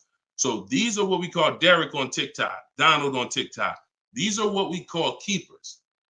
These are vehicles that, again, someone asked a question about understanding if I always have a car payment, if I lease, can we please explain the strategy of leasing versus financing? I just told you the benefits of leasing. Now, all those benefits come at a price. Now, the other side of the spectrum is the long-term keeper vehicle where now we have outlived depreciation because the unseen expense is the one that's killing you. The unseen expense is depreciation. When you buy your car today for $30,000, tomorrow it's not worth $30,000, right? Tomorrow, you can buy a car today for $30,000 and bring it back to the dealer tomorrow. They're not just giving you your $30,000. You've lost money in one day. That's depreciation. Now you can sit that car outside your house and you can have that car, you don't drive it 1 mile. You never even touched it. And you go out there and a year later, is it worth $30,000? No, right? You never told, but Deshone, I didn't even drive it. But you understand, it's not worth $30,000 anymore. It sat there for a year. Now it's probably worth $24,000. That's depreciation. So some of you have been trained to think, oh, well, I buy my cars because I don't want to pay for the mileage. What I'm trying to get you to understand is when you understand depreciation, you're going to see not only do you pay for the mileage, whether you buy or lease, you pay for the car whether you drive it or not when you buy. Does that make sense? Type clear if y'all are clear so far on this, on these principles. Because it's bad information that's been fed to you for all these years that, oh, you know what? I like to drive as much as I want. Oh, I like to do everything and I don't want to pay for mileage, so I'm going to buy. But what you're seeing now is, oh, shoot. If I drive no miles, my car's worth less. If I drive average miles, my car's worth even less. If I drive high miles, my car's worth even less. Depreciation. It's the unseen expense. So now our goal with purchasing the right way and picking whether I'm going to shop for great lease deals or whether I'm going to be a long-term keeper is to avoid where the depreciation loses us the most money. The most money. Look, right here, 3, 4, 5, 6 years, you're losing the most money. This is when you don't want to have bought your car and replaced it, because you're losing thousands and thousands of dollars every year. And now many of you have been taught it's okay to switch cars while you're in here, dropping. But going back to the keepers know, all right, I'm switching cars when my value is like this, my depreciation. So all of you who said out there that you got a car that you've had for 8 years, 10 years, 12 years, now you're going to, here's what proves to you what I'm saying is true. The keepers, which is why I'm trying to get you guys out of that middle, all you 3, 4, 5 year people, 6 year, 7 year people that do not lease. You don't keep your cars long enough to outlive this depreciation, but you don't lease. You're losing the most money by far. By far. Thousands and thousands of dollars every car you buy in resale value, because you flip cars, try to trade them in while you just lost thousands and thousands of dollars. So on the other end, those of you who said, Deshone, I got a keeper outside, if that car today is worth $5,000, a year from now, it's probably going to be worth $4,800. That means you're no longer losing value like this. You're only losing value little by little, and you've outlived the depreciation. So your goal when understanding should I lease or buy is like, Deshone, okay, how do I avoid this? Well, if you're not keeping your car 8 years, you should be shopping for leases. Everyone who told you otherwise was wrong. I'm not going to say they were malicious, but they were incorrect. And unfortunately, I call them confidently incorrect. Dangerous. Dangerous. Being confident and incorrect is dangerous to you and others and everyone who's going to listen to you. So I'm telling you the truth based on numbers, that shopping for lease deals is here. If I'm not keeping my cars 8 years, I need to be shopping for great lease deals. If I'm going to keep my car more than 8 years, then I'm going to purchase and I'm going to make sure I get a car that's going to last 8+ years so that I can outlive the depreciation and win with long-term ownership. But I'm not stuck in the middle. Clear? Clear? Everybody clear before we move to the next question? JC said, my man hitting on all cylinders. I appreciate you, man. This is what we do, man. I've been doing this since 2006, man. I'm not new to this. I've been helping people save money on cars and make dealers bid for their business since 2021. And that's what I'm known for. Here in New Jersey, people know when I had my brokerage, Deshone is the person that helps people save money if you listen to him. If you don't listen to me, God bless you. I wish you the best. All right, so for all of you, cue the next question up, y'all. For all of you who just jumped on, this whole show is sponsored by my new book. Everything I teach is out of my new book. It's called Cars from Home, 7 Steps to Saving Time, Money, and Avoiding Dealerships. It's normally $97, but as part of our launch, you can get your copy for 75% off. It's a digital book. It'll be in your inbox in literally 3 minutes. And if you're on TikTok, you won't leave the broadcast, so you don't have to wait until the show is over to click the link in my bio, get your copy, and then you can come back and listen to the rest. Same thing on Instagram. And we got something in the comments for Facebook and YouTube. You guys can click the comment section, or if you're watching us on television, you can scan the QR code with your phone. All right, let's go, Dolan. Shoot that next one up, brother. Let's keep these questions coming, y'all. Keep typing them. And again, we're live right now, Wednesday. This is our Wednesday 12 p.m. live stream. I want to make sure I keep saying that because we broadcast these shows all day long so that some of you could tell your friends if they missed the live show, they can still see the broadcast. But right now, it's Wednesday, and this is our 12 p.m. live. So ask your questions. This ain't a rebroadcast. JC said, could you please share with us your insights on how to best eliminate dealer add-ons, addendum lists from the deal? Example, windows etching, low jack, nitro in the tires, Scotch guard. Okay, you name it, whatever. I always say this, and I have a video that has done well. It's been seen by several people, and it says we don't negotiate with dealers with fake fees. You can see, what I need you to know is 80% of dealers are overpriced. 20% are trying to beat their competition and they don't mind competing. These are the best people in the world. These are the people you want to find and buy from. But there's 17,000 new car dealers in this country. There's 100,000 used car dealers in this country. Somebody tell Isaac on TikTok that we just answered that question. So if there's 17 million new car dealers in this country, 17,000 new car dealers in this country, and 100,000 new car dealers, used car dealers, and 80% are overcharging, then you need a strategy to find the 20%. That's another reason why you cannot walk into a dealer and think you're going to get your best deal, because you don't know. You have a much higher chance of finding an 80% than you do a 20%. Does that make sense? It's more than likely when you walk into a dealer and you request a quote or you request an info, even the dealer that you've been buying from, they're going to say, it's more than likely you're dealing with an 80% dealer just based on the sheer numbers. It's not 50-50. And like I said, I've worked with 8,000 people since 2021. We have the data to show this is not 20% is who you're looking for. That's who we're looking for. So what we do is we need to sort for them.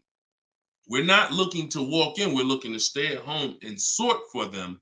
The 80% are going to do what the 80% do. To answer your question, JC, I'm not interested in getting an 80% dealer to take off their fees because that's not what they do. Thanks, Carter's dad. That's not what they do. They charge fees. People pay fees. People who walk into them and buy the old-fashioned way. Your friends. Some of my friends who don't know me, most of my friends know me though now. So, pretty much everyone that knows me in real life uses what I teach. But some of your friends, pretty much any of your friends that ain't doing what we teach, they're out there walking into dealers. And the 80% are going to do what the 80% do as long as people keep paying it. As long as people, all right, man, well, look, you're going to have to take some of that off. It's made up to begin with.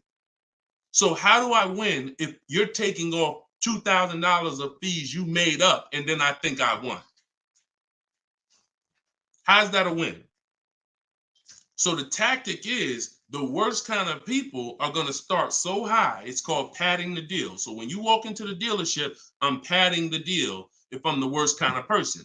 If I'm somebody who I bounce from dealer to dealer, I make a lot of money, but my customer service scores are low, but I make a lot of money, so I always have a job. Now what I'm going to do is you're going to sit down, and I'm going to say, all right, which car are you looking for? Which car are you looking for, Diana?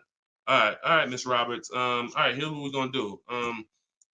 Okay, so it's going to be working out about $650 a month. All right. Shoot, that seems kind of high. Here's the problem when you're in a dealer. You don't even know if $650 was the right starting point. Maybe the real starting point was supposed to be $550. But I'm going to start you at $650 because I know psychologically you need to think you won. See, pay attention to this. Pay attention to what I'm telling you. Selling you a car, the way the car business has programmed you, it's not about you winning. It's about making you think you won. It's a psychological game that car salespeople are trained heavily for. So when you come in and I tell you it's 650, or when you look at that car and you see it and you're like, the window sticker says 42, but when we sit down and I say, okay, we got this fee and we got that. All right, so asking price is 45,700. And you're like, wait, but the window sticker says 42. But yeah, these are the add-ons that we have. All right, now I'm starting so high that I can take off money to make you think you won, and I still end up winning because I really didn't take off anything. So this is why we don't play the games of back and forth with fake fees. What we do is we sit at home, we get bids, we look at, if we're looking at pre-owned cars, we're looking at the marketplaces, we're narrowing it down, because my strategy for shopping for used cars is different than new cars. New cars and leases, we use something called the 25 to 5 strategy. That's when we reach out to 25 dealers to get 5 quotes. Used cars, we use the multiple marketplace strategy, where we go to all the used car marketplaces and now we look at what the low price is in the market and we sort it down to our top 3, top 5. And then we take it, we got to make sure there's no fake fees on them, because that's a tactic they'll use on used cars. Fake fees, put a price out there. So everything is a screening process. That's what I want you using, a screening process, a sorting process, so that the best deal reveals itself. You don't negotiate for it. But we don't try to turn 80% dealers to 20%. They're never going to be that. Maybe they will if we change the whole industry, and they won't be able to keep their job if they don't change. But for today, 80% dealers are going to do what 80% dealers do. That's not our job. Our job is to find the 20%. Clear? Good question. Great question. Shoot the next one up, Dolan. We're live, y'all. This is Wednesday. This is episode 5 of Car Shopping Questions and Answers. We don't usually do a live show Wednesday. It's usually Monday, Tuesday, Thursday, and Friday at 12 and 3 Eastern time. So that's the schedule. If you're like, man, Deshone, I want to make sure I tell my coworkers, I got people in my church, they need to see this. Tell them Monday, Tuesday, Thursday, Friday, 12 p.m., 3 p.m., we're here live. But all day long, we rebroadcast these lives so that even if they miss it, they can watch the show and watch the rebroadcast. Go ahead, Dolan, shoot the next one up. What if your car is damaged and you want to trade it? Okay, great question. And what you'll notice is a lot of people are going to ask the same question you have, because many of you are in the same situation. So what if your car is damaged and you want to trade it? It depends on how bad the damage is affecting the value, in my opinion.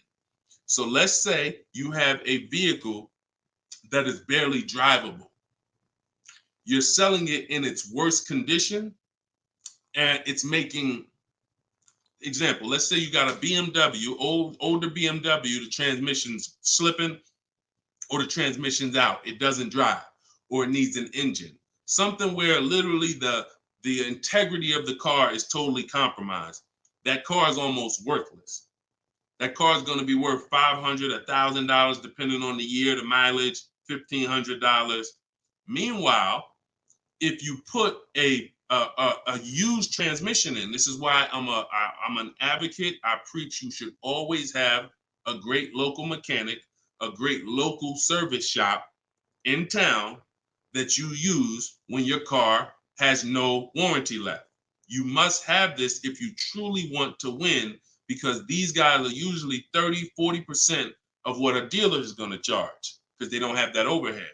So what I'm doing, if I got an older BMW, no transmission, a Nissan, no transmission, I'm going to get a transmission from a salvage yard and get a used transmission, a used engine, pay $2,500, drop that in, and then sell the car like that. And I can tell you that that's what my father did. Like, my father bought a GMC Envoy 2009, maybe 4 years after he bought it in 2013. So it was 4 years old when we got it for him. Then maybe 3 years after that, the engine went. So he got a used engine. He's been driving that car since like 2017 with the used engine, and he's getting ready to sell it, and he'll probably get $4,000 or $5,000 for it on Facebook Marketplace, because he's a low mileage driver. So you see how literally he could have went from switching a car when it was in its worst condition taking a loss for it versus investing the right money with the right person, getting the right engine, right transmission, drives it for a couple more years, and then can still pull a couple $1,000s out of it. Y'all clear? Y'all see how? Y'all see that? Type dollar signs if you understand that. That's the win right there. Not taking the loss and saying, all right, let me just get out of this car, it doesn't drive, and just taking the L. Big financial loss. Now, if you don't have major damage, then I wouldn't say fix it. If you're gonna go and you got a couple nicks on the car, then it might cost you $500-600 to get the nicks touched up, but then the value of the vehicle only changes by $500-600. So it was really a wash. You put $500 out, the car's worth $500 more. You want to only repair stuff that when you spend the money, you get double back what you spent. I put $2,500 in, it increased the value of my car by $5,000.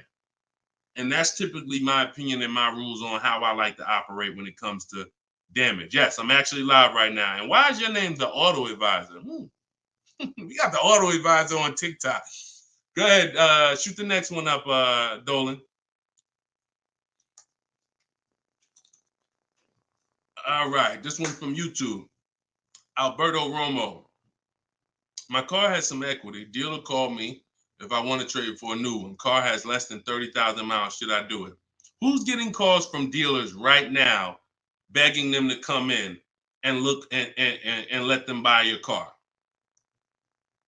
Who's getting calls? Who's getting emails? Who's getting letters right now from dealers? Fancy Girl Kiki said me. You're getting calls. You're getting calls. You're getting emails. You're getting letters. Hey, Ruben, we'd love to buy your car right now. Hey, Isaac, we could get you out of your car early. Come in right now.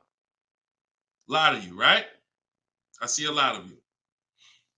The reason that's happening, look, he's saying lock on Instagram, me. So the reason this is happening, y'all, is because they're depending on you letting the dealer be your first offer for your car.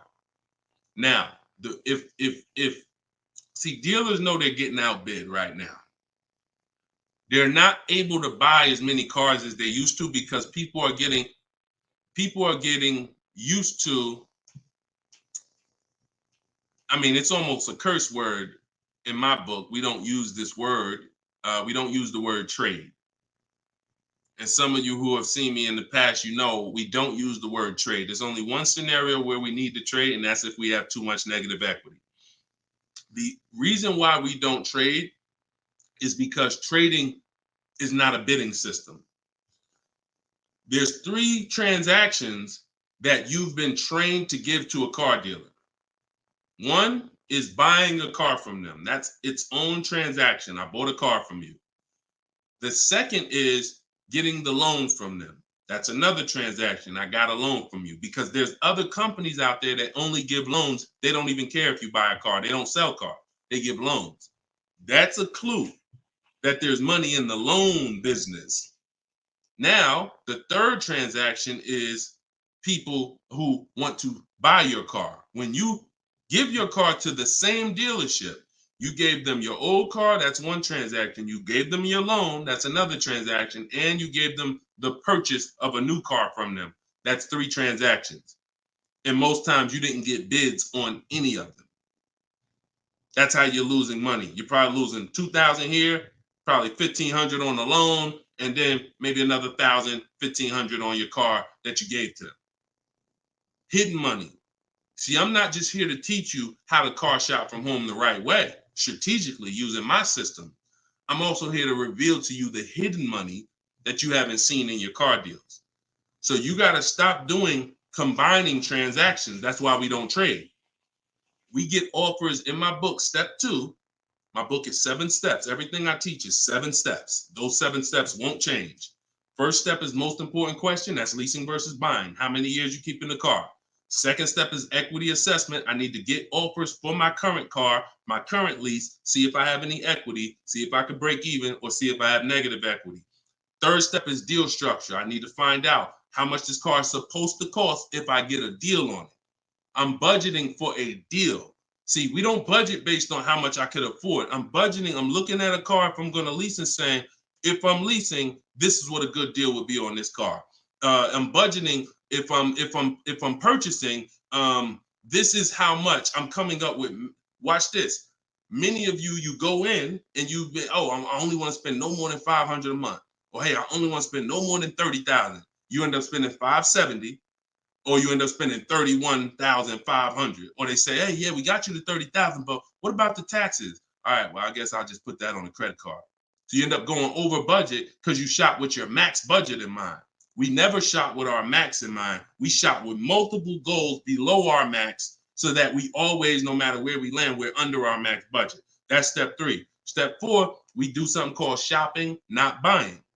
We don't mix the two with my system. Shopping is deciding what you want. Buying is step 5 when we go into the market and we start getting offers on what we want. But when you get to step 5, you're in the market getting offers. Step 6 is paperwork and protection. All that paperwork that you need to know. All right, do I need this product? Warranties, all of that is step 6. And then step 7 is delivery. So everything I'm teaching you falls under one of those 7 steps. And I'm trying to get you to use a system instead of winging it. If you don't wing it, you'll be fine. But step 2, Alberto, is the equity assessment where you're getting offers to find out what your car is worth. You can give the dealer an opportunity later to beat it, but you need to know. That's why we don't respond to those. Hey, come on in. Let me look at your old car. Let me buy your old car. Hey, come on in. Let me see. You need to call your bank for a payoff. And you need to go to CarMax, Driveway, Carvana, Kelly's Blue Book Instant Cash Offer, AutoNation Sell My Car, Car Guru Sell My Car. Take you 20, 25 minutes to do your equity assessment, and you got real cash offers that you'll know if I have equity in my car, and you'll know these people can cut me a check in an hour. And now let me go prepare to shop for my replacement car because these companies already bid on my old car. Type clear if y'all are clear on that. That's the equity assessment. That's my 7-step system. That's why my book is called Cars from Home, 7 Steps to Saving Time, Money, and Avoiding Dealerships. All right. All of you could get a copy. You could get your copy for 75% off. It's normally $97, but as part of our launch, you can get it in my TikTok bio for 30 minutes for 75% off. Once the timer goes back up, once the timer expires, it's back up to $97. So get your copy before the timer runs out. Same thing with Instagram. Go to my Instagram bio. You'll have it 3 minutes and you come back to the show. And if you're on Facebook or YouTube, we got links in the comment section for you. All right. Great question, though. Look, go ahead. Shoot the next one up, Dolan. Oh, it said, this man, bro, spitting gold fire for real. I hope this isn't going over anyone's head. Me too, bro. Listen, me too. Keep that question up. Fancy girl Kiki from TikTok. But me too, bro. Like I'm sitting here, man, and I pray every day that the Lord help me to look. I want you to even see. I gotta unlearn. That's why I represent this brand. I got to unlearn. Like I have been programmed, and the people who programmed me have actually programmed me because they make more money by me staying programmed. So some of you, it's unfortunate, are not going to spend $24. You're not going to spend $24. Now, I had people get the book for $97. It's people that might be on here that say, man, I got the book before we even had this sale. $97, but some of you are not going to spend $24 to get the book. But you want to go into a 5-figure transaction, a 5-figure, $10,000, $50,000, $100,000. Some of you who are buying luxury vehicles and exotics transaction, but it's something about not, and that's just unfortunate. All right, fancy girl Kiki from TikTok. Is it true that you can have your down payment go towards your payments? So all right. So when we're working out our loan, again, this is still combining the loan and the purchase of the car. Because when you're actually trying to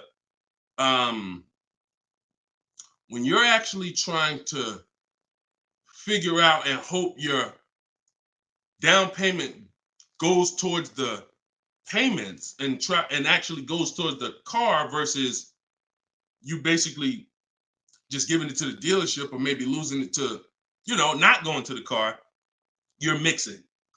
Because when we're shopping, we have loan. When you buy your car, if I'm financing, right? Give you an example. When I bought my Infinity truck, I'm shopping for the car. Once I get the car, now, and I use my perfect budget calculator. It's in my book. It's a calculator I created. See, that stuff I can't even explain on this show. I can't explain how a calculator that I created works. It's a surprise when you get there, when you're reading and you're like, oh, this is a calculator. I've never seen nothing like this before. I know, because I made it. And I got like 5 of them in there.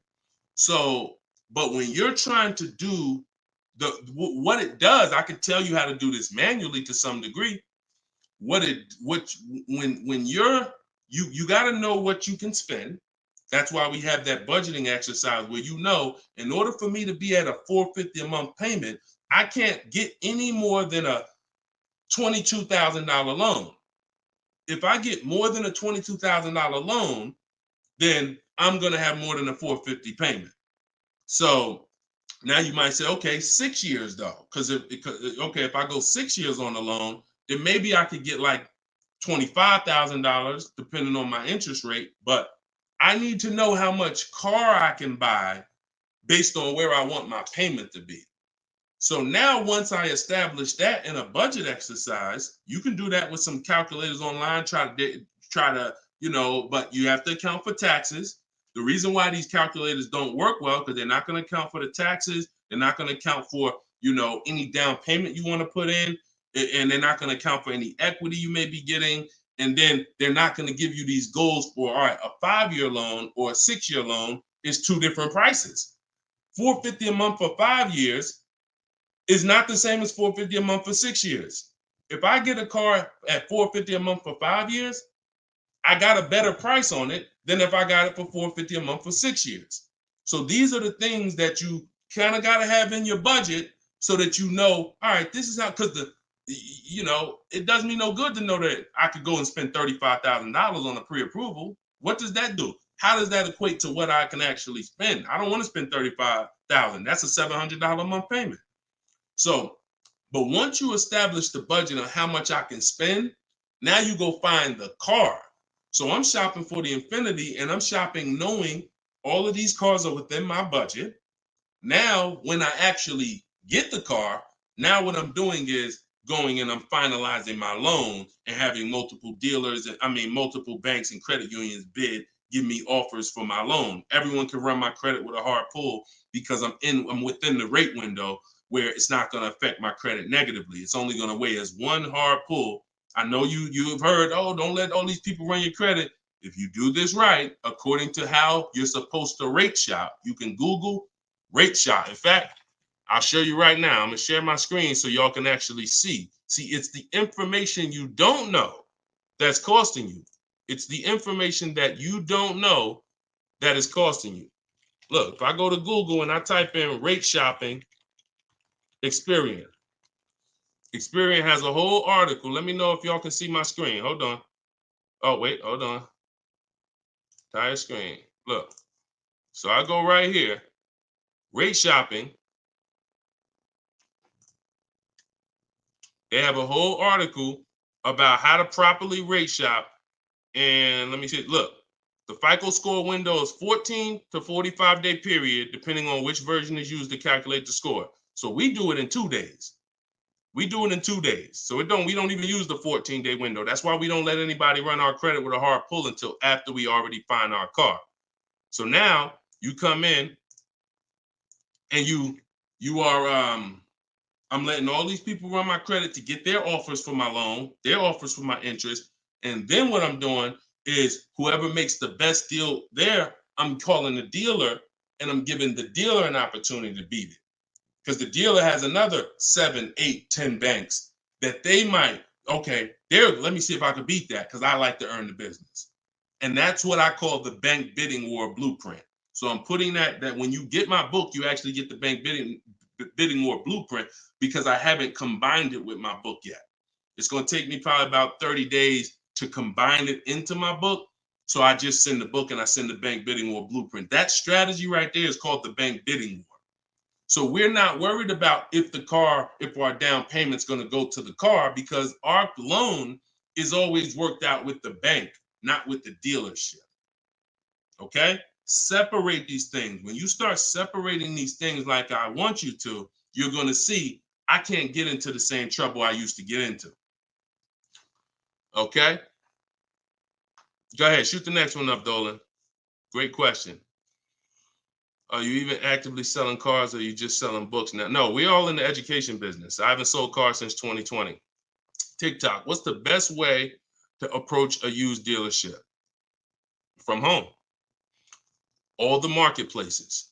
So you don't want to, if you're shopping for a used car, you cannot afford to miss a place where a used car is. What does that mean? Car Gurus, Auto Trader, Carfax.com, CarMax.com, Carvana, Driveway, eBay Motors.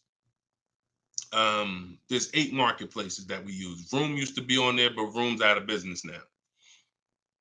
So, and we don't use, people will say, why don't you use Auto Tempest because it pulls inventory from all of it. We don't use a third-party site, because what it's doing is pulling, it's not going to pull all the inventory, because no one's going to give this third-party site permission to just pull all their inventory, and now people start going to the third-party site instead of coming to them.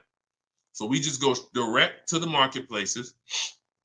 And then the first thing we're doing, once we know our budget and what we can spend, we're going and we're looking for our car. But we are not going, the first thing you need to do if you want to get, y'all know, like, what I'm famous for is teaching people how to get below market deals from home. Below market deals.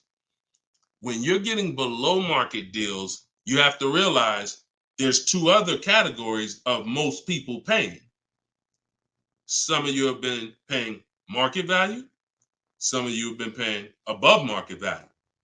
So below market value means there's 2 categories that we want to buy below what they're paying. Okay? So we got to have that in our mind. Below market. Like when you look at Eddie. Look at Eddie. This is 2023. This was last year.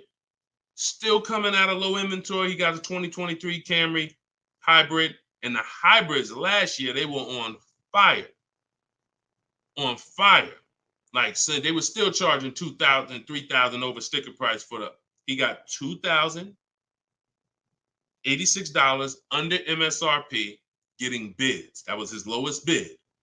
Okay? He said I had a 1-week window. So those of you who are like, Deshone, I need a car in a week. When you get bids, it ain't nothing. He said I actually completed the process in 4 days. So below market deals where people are paying sticker price and they think they won. You know what? Hey, you know what? The best deal is, at least I didn't get a markup, sticker price. Now, let's get back to approaching the used cars. When we open up when we get in used cars. Oh, wait a minute, yo, banana thad, you funny, man. So when we get in used cars, so our goal before we could get a below market used deal, we have to know what the market prices are.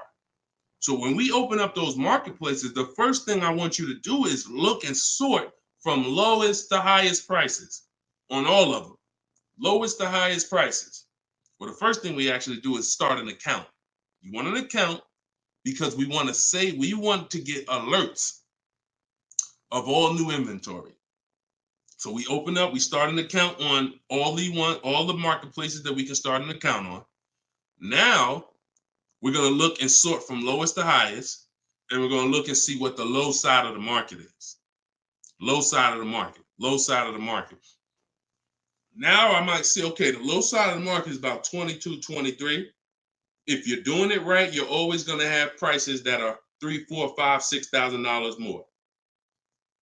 If you don't see that type of spread, you're not doing it right. So now we know this is the low side of the market. Now here's what comes with the low side of the market. Bad Carfaxes, frame damage, salvage titles, sketchy history, damaged cars. That's good. That's what comes with it. What we're looking to do is see where those cars are priced at, and we're looking to be right above them. And from there, we have a particular system of how we're going to sort based on title history, service records, extremely important. We will not buy a used car without great service records. Then we go to accident history. There's a couple different types of accidents: serious accidents, airbag deployed, vehicle towed. All of this is serious accident. I appreciate you, JCAA. Shout out to the sharers on TikTok. Now we go to, then we need to verify there's no bogus fees, because that's a narrowing down. Now that'll narrow us down to like a top 3, top 5, top 7. But some of those vehicles are going to have bogus fees, guaranteed. And this is not always happening day one. That's why I don't want you waiting until you need a car to go shop. I want you in the market early, a month, 2 months, 3 months before you need a car, so that you can watch the market. And when you can watch the market, you have much more leverage. You have much more flexibility. You can say no. You can see where the price trends are, and you can get alerts. Many times, it's the alerts of the new cars that's going to be the car you take down. Because when you once you know the low side of the market, now you're getting alerts. Every new car that hits the market, boom, soon as it hits, I can look and see, oh, that's priced on the low side. Now I look, oh, shoot, frame damage. Oh, shoot, salvage title. Oh, shoot, whatever. And eventually one pops up and you're like, oh, good Carfax. Oh, good title history. Boom. And now we're preparing to get ready to take that car off the market. We can't test drive used cars until we're ready to buy them, though. That's the only reason we can't do 100% of our used car deals from home, ever. New car deals, we've had people throughout, use my book, in my course, 100%. Dealer delivers the car. That can happen. New cars and leases, 100%. Used cars, we can't. You must go to the dealer. You must see the car. You must drive it. And then that's when you're taking that deal across the finish line right then and there. Okay? That's a overview of what I call my multiple marketplace strategy. If you do that, you win. I mean, there's no guarantees in life. So I'm not here to guarantee, but I am here to say, you haven't had strategy. When you're using strategy and boundaries, you haven't had boundaries or strategy. You add boundaries and strategies to your car buying, 99 times out of 100, you're going to win more than you used to win. All right? Go ahead, Dolan. Shoot the next one up. Does your book teach how to sell and grow? I don't really know what that means. Sell and grow. This one's from TikTok. Do I get a discount for paying cash for a car? No. I know a lot of people told. Who was taught you get a deal for paying cash? Type a dollar sign if you were taught you get a better deal for paying cash. I got the book, the cheat sheets, awesome. Service connected. Don't use the cheat sheet. If you got the book, scrap the cheat sheets. The book is the nuts and bolts. The cheat sheets is an overview. I see you though. Use it. Win. So, all right. So you got Gina VL. You got I don't want to butcher your name, so I'm not even going to try. I see you on TikTok, though. I see Cozy Boy Nesto on Instagram. Okay, Monty. So my question was, who was taught you get a better deal by paying cash? All right. Now, I said type a dollar sign if you've ever heard this. Now, I don't want you operating with bad information. Let me tell you where this came from. And remember what I said earlier in the show. Earlier in the show, I told you, the car business is not about you winning. If you win, great, but it's about making you think you won. And I can only make you think you won based on what you tell me you need in order to feel like you win. So if you come in and say, listen, man, I'm paying cash, man, y'all got to do something better for me. I'm not going to sit here and tell you, well, you don't get a better deal for paying cash. Now, I would tell you, listen, I'm going to be honest with you. You can get this price whether you pay cash or not. So, like, there is no, but somebody who's like not going to be willing to go and tell you that, they're going to make it look like, all right, I got to make you think that the deal I'm giving you is because you pay cash. This originated from when dealers used to finance cars. There are still people, and you may be one of them, who think the dealer owns your car after you get it. That's why there are people who say if they can't afford a car, they say, man, I'm gonna get a dealer back their car. It's not their car anymore. Unless you're dealing with like a buy here, pay here place where they're actually extending the loan to you, it's not the dealer's car anymore. But back in the past, dealers used to extend loans. They would hold the financing. So if you offered them all the money up front, it was an incentive for them because they knew it guaranteed they get the money now. And it also saved them interest. It saved them, if they were holding the note, then they're still technically paying for that car. And they're like, okay, I could save you another $1,000, $1,500, because you're going to give me all the cash up front. It's not like that anymore. It's not. Literally from the time you leave, the dealership is funded in full in hours. Like by the time you drive off, wire transfer, the dealer is funded for the car. The funds come from Bank of America, Chase, TD, M&T Bank, whoever it comes from, wired to the dealer. From that point, it's between you and who? Who's on the title? Who's the ones calling you if you don't make the payment? Who's the one setting up the car to be taken if you don't make the payment? It's not the dealer, right? It's the bank.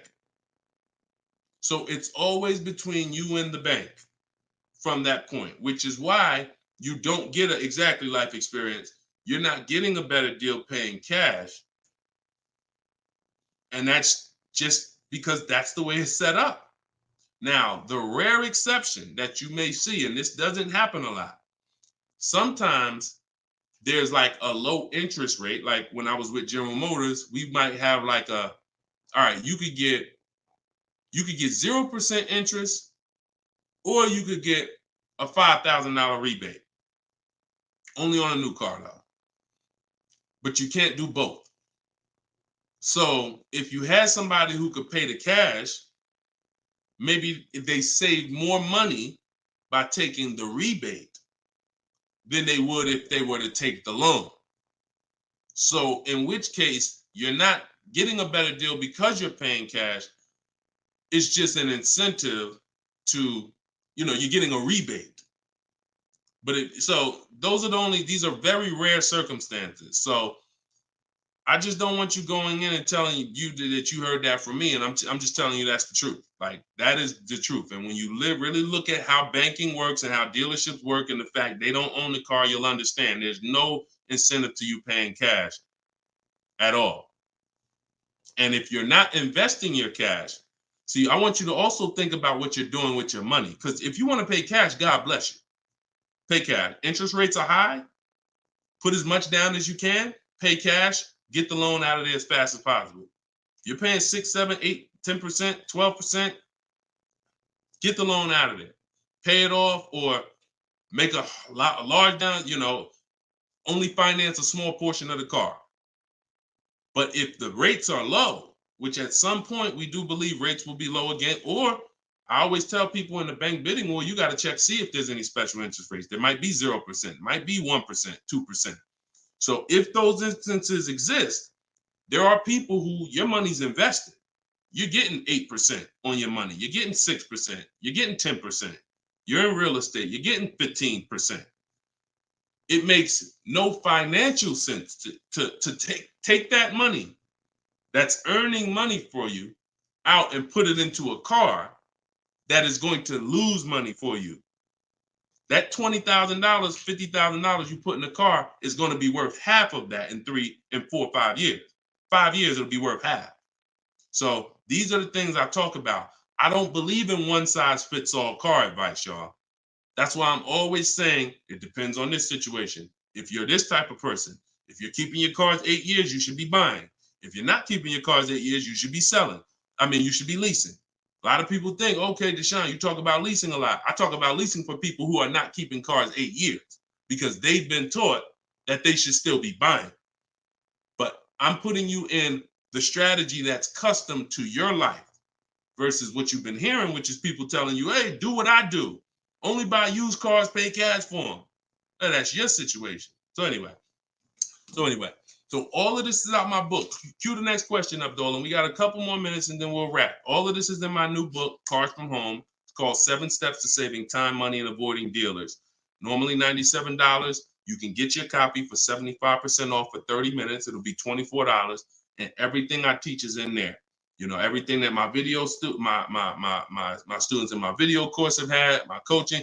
This is the same 7-step strategy that we use to get these below market deals. And I've been showing them throughout the show. So if you just jumped on, like we've been showing these deals throughout the show. All right.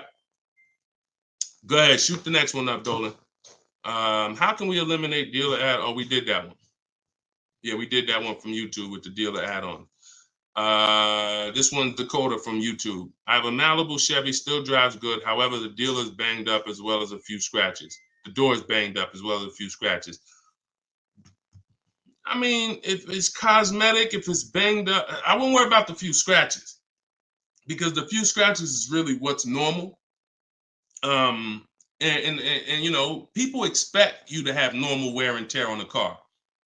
Some people think, hey, if I have a, you know, even with leasing, you're allowed to have wear and tear, a couple nicks, dings, they allow that. They don't expect you to bring the car back perfect.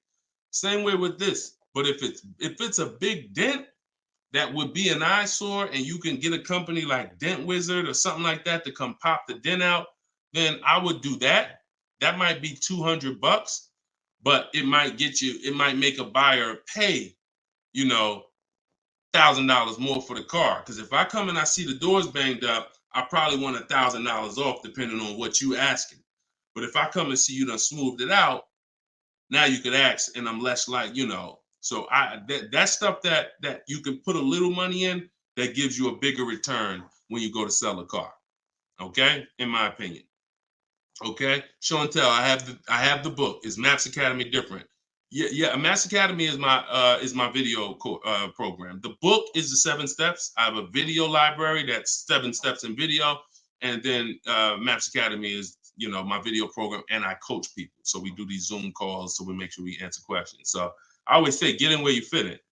You know, get in where you fit in. I don't care how you get the information. Get the information. You want to get it from my free videos on social media. You want to cycle through those. I got hundreds of them. Piece things together. Get in where you fit in. You want to be on the live show. Try to piece it together. You want to get the book. You want to be in the video library. You want to coach with me. Whatever. That's what I'm saying. It's no excuse.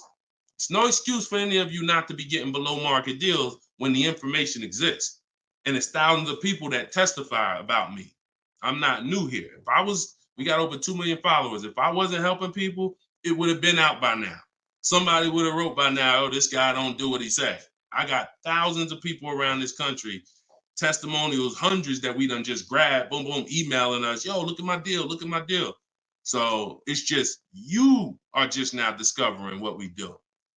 But understand, we've been doing this. All right. All right. All right. Go ahead. TikTok. What would be the sweet spot year in buying a used large SUV, Suburban or Expedition? Much as you could afford. You see, so when you look at quality, this is why I like to have multiple goals. Because what I like to do is I like to have a goal, right? 5-year loan, no down payment. That's one price. 6-year loan, no down payment. That's another price.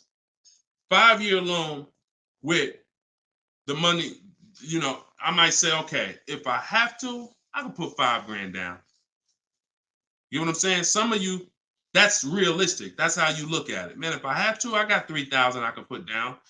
If I don't have to, I don't want to. That's why when you use my perfect budget calculator, which is in my book, step 3, when we're budgeting, we're deal focused budgeting. Here's what you want to know. If I want to be at $450 a month, how much is $450 on a 5-year loan, no money down? All right, that's one purchase price.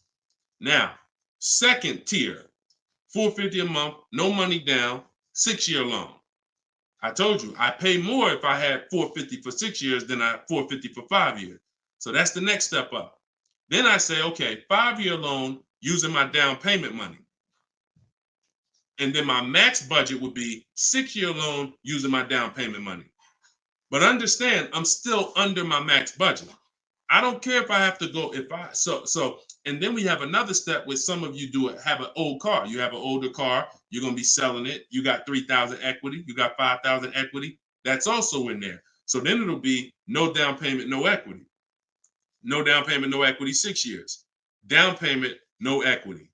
Down payment and equity. See, all of this is below my max budget. Once I do a 6-year loan, my down payment and my equity, I'm not mad because I'm still under my max. Now, if I go above that now, if I wanted to do 5 and now I'm doing 6, or if I want to do $450 a month and I'm doing $480, now I've gone above my max budget. So my system for purchasing, we use this for new cars, used cars. Anybody who's getting a loan, this is what we do. This is in my book. My calculator generates those 6 goals for you. So when we say sweet spot, my first target is that first goal. That's my first target. When I went shopping for my Infiniti, I was looking for a car under that first price. Couldn't find it. Jumped up to the next tier. Couldn't find it. Jumped up to the next tier. And it was my 4th goal is where I found this one at. But I still had like $4,000 or $5,000 more that would have kept me below my max budget. So that's how you want to do it. Shorter loans, no down payment. Longer loan that I'll take is 6 years. I never recommend anything longer than 6 years. And then we start adding those resources that we have to it. And then once we tap out at the top, that's our max budget. 6-year loan, the most down payment money. And then if I have any equity for my car, I'm putting that all into the deal. And then as long as I find a car in any of those, and that's usually like a $10,000 to $15,000 spread, depending on, how much resources you got. That's a couple $1,000s right there. So that gives you the room to bump yourself up without letting a car dealer bump you up over your budget. All right? That's why it's called the perfect budget calculator. And I invented it. All right? Praise the Lord. Listen, I appreciate y'all. We've been on for about 1 hour and 15 minutes. We do these shows live Monday, Tuesday, Thursday, and Friday. Wasn't going to do one today, but you know what? I said, it's Wednesday. Let's jump on. Let's do a live. Let's get some questions. Let's get as many as we can. But this is what we do, y'all. You could tell your friends 12 o'clock and 3 o'clock, Monday, Tuesday, Thursday, Friday. You can meet me live on any of my platforms, Facebook, TikTok, Instagram, or YouTube.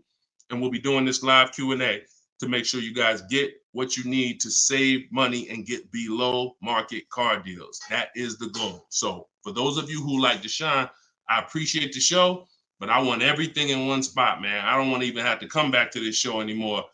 That's all in my new book, Car Shopping. It's called Cars from Home, 7 Steps to Saving Time, Money, and Avoiding Dealerships. You can get it for 75% off in my TikTok bio. It'll be in your inbox, and everyone who gets a car, who gets a book, right when you purchase, I give you a support email. So on that last page, you'll see a support email. If for some reason I don't give the support email out to the public because people just be emailing me with questions and all that, I don't do DMs. I don't do none of that because we got too many people to be doing DMs and all of that. Once you purchase this book, you get a support email. If for any reason your book doesn't arrive in 5-10 minutes, check your spam, check your junk folder. But if it's not there, then email us at support and we'll make sure we get you a copy right to you. All right. So use this information, get your book for 75% off. You won't pay the full $97 in my TikTok bio, in my Instagram bio, or in the comment section on YouTube or Facebook. We got a link in the comments for you, or you can scan the QR code. But that's what we do, y'all. Below market deals. That's the goal. Keep unlearning, keep relearning. I appreciate you. All right. See y'all on the next live.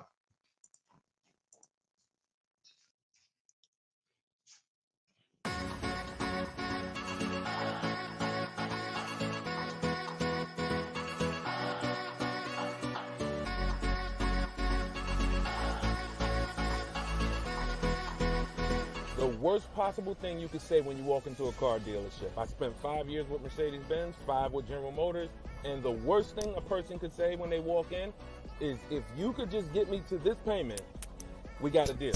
So your loan's probably still like 19, which means you got to pay to get out. You're upside down. It's called negative equity.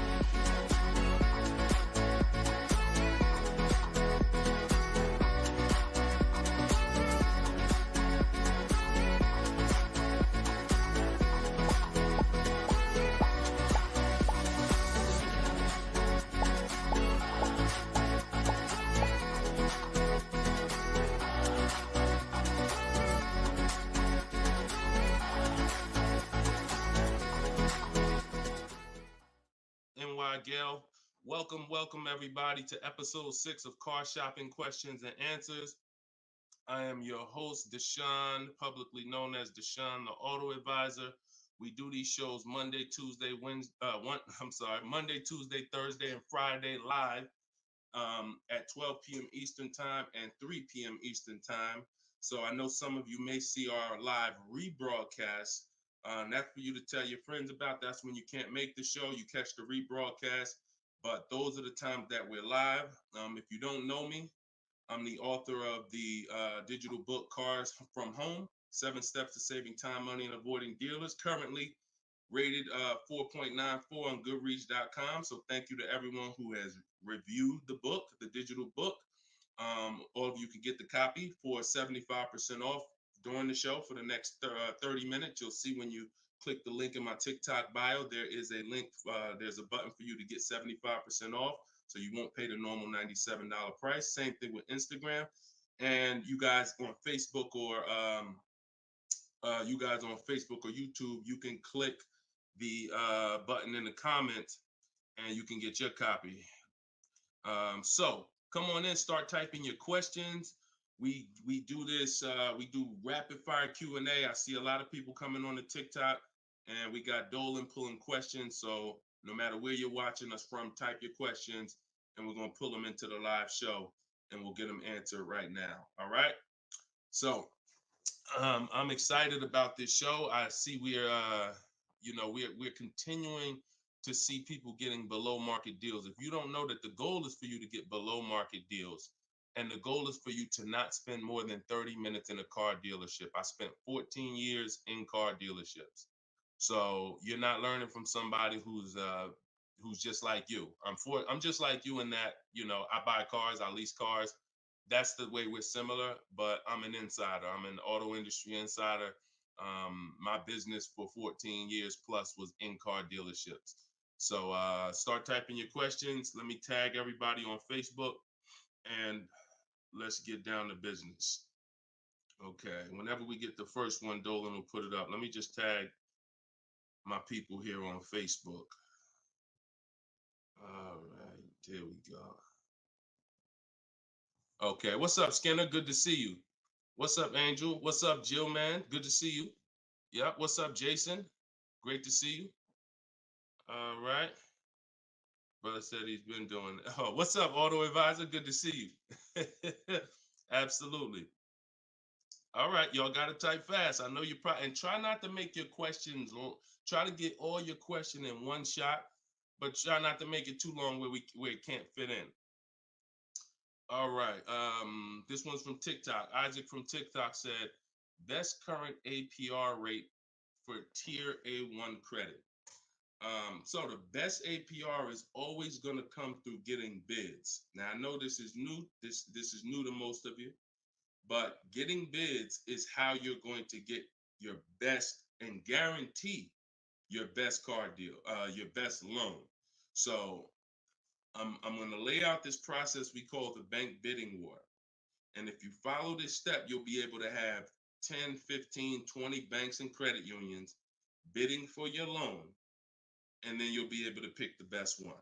And the way you do this is extremely important, because if you do this right, then it's only going to have the same effect on your credit score as one hard inquiry.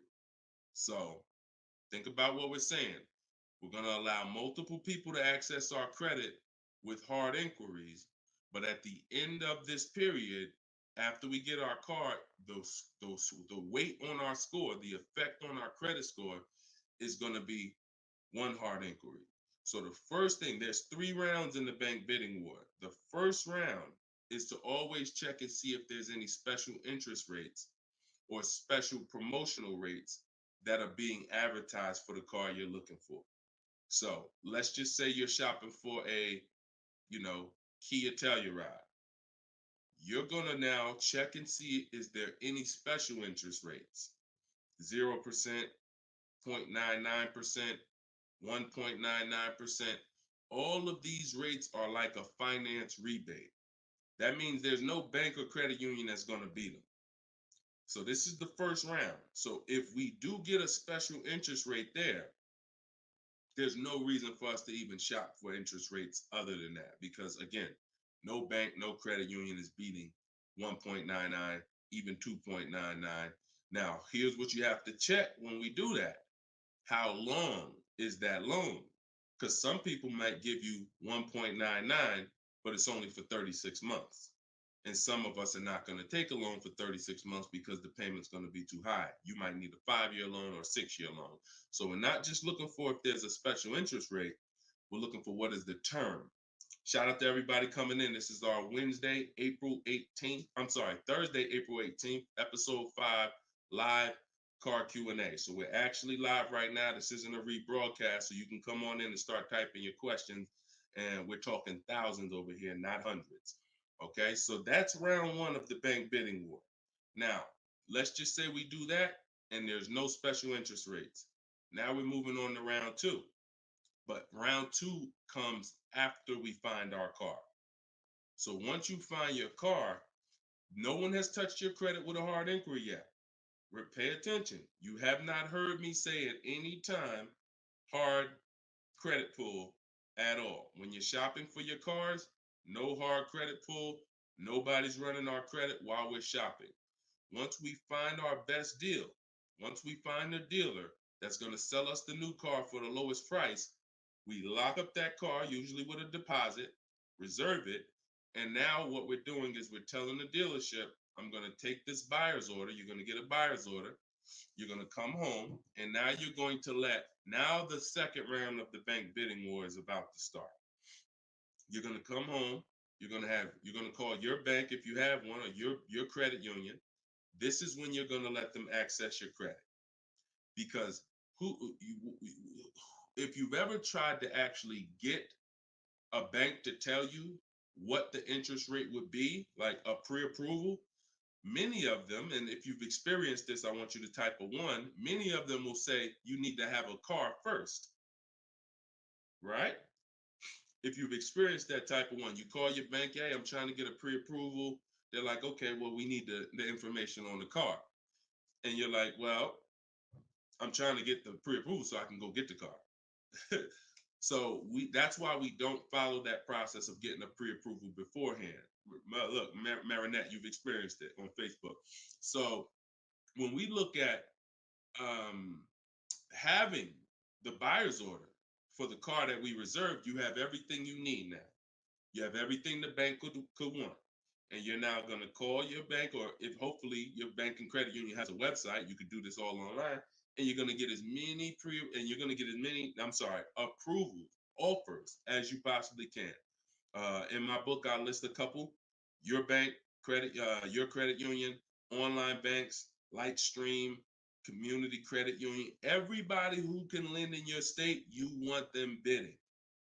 This is very important because some of you haven't been trained to see. My job is to not teach you just how to buy from home and make people bid for your business. My job is to show you everyone willing to listen. If you're willing to listen, I'll show you where the hidden money is in your car deal, the money you have not been trained to see, or the money you've been trained not to look at. And the people who have trained you not to look at this money are usually the people that's making the money. So you have to see that one point. Let me give you a scenario here. Let's go to an auto loan calculator so you can see how much money is just in your car loan. Just in your car loan. And we're going to do a couple different interest rates so y'all can take this serious, and you'll see why you need to be getting multiple bids for your interest. So if I'm buying a $30,000, if I'm looking to borrow $30,000, let's take $30,000 for an example. Average, pretty good average. Average price of a car is probably higher than that, but let's use 30. Now, if that interest rate is 5.99, total interest paid is $4,791 over the course of 5 years at 5.99. If the interest rate is 7.99, total interest paid is $64.89. That's over $2,000 difference. 2 points, $30,000 loan. Now, some of you are going to be borrowing more than that. Some of you are getting $50,000 loans. Interest at that same 7.9 on a $50,000 loan is $10,815 over 5 years. Now, if you can get 2 points less, 5.99, interest is $7,984. This is $3,000 difference. So, do you see how if you're not taking getting the best loan offer just as serious as you're taking trying to get the best price, you get a good price and then you'll give it back to the bank who's giving you the loan. So this is why we get big. So we're now going to let all these people run your credit. This is when you do your hard inquiry. You don't do it before this. Hard inquiries, credit unions, online banks, your bank, your credit union, everybody's bidding now.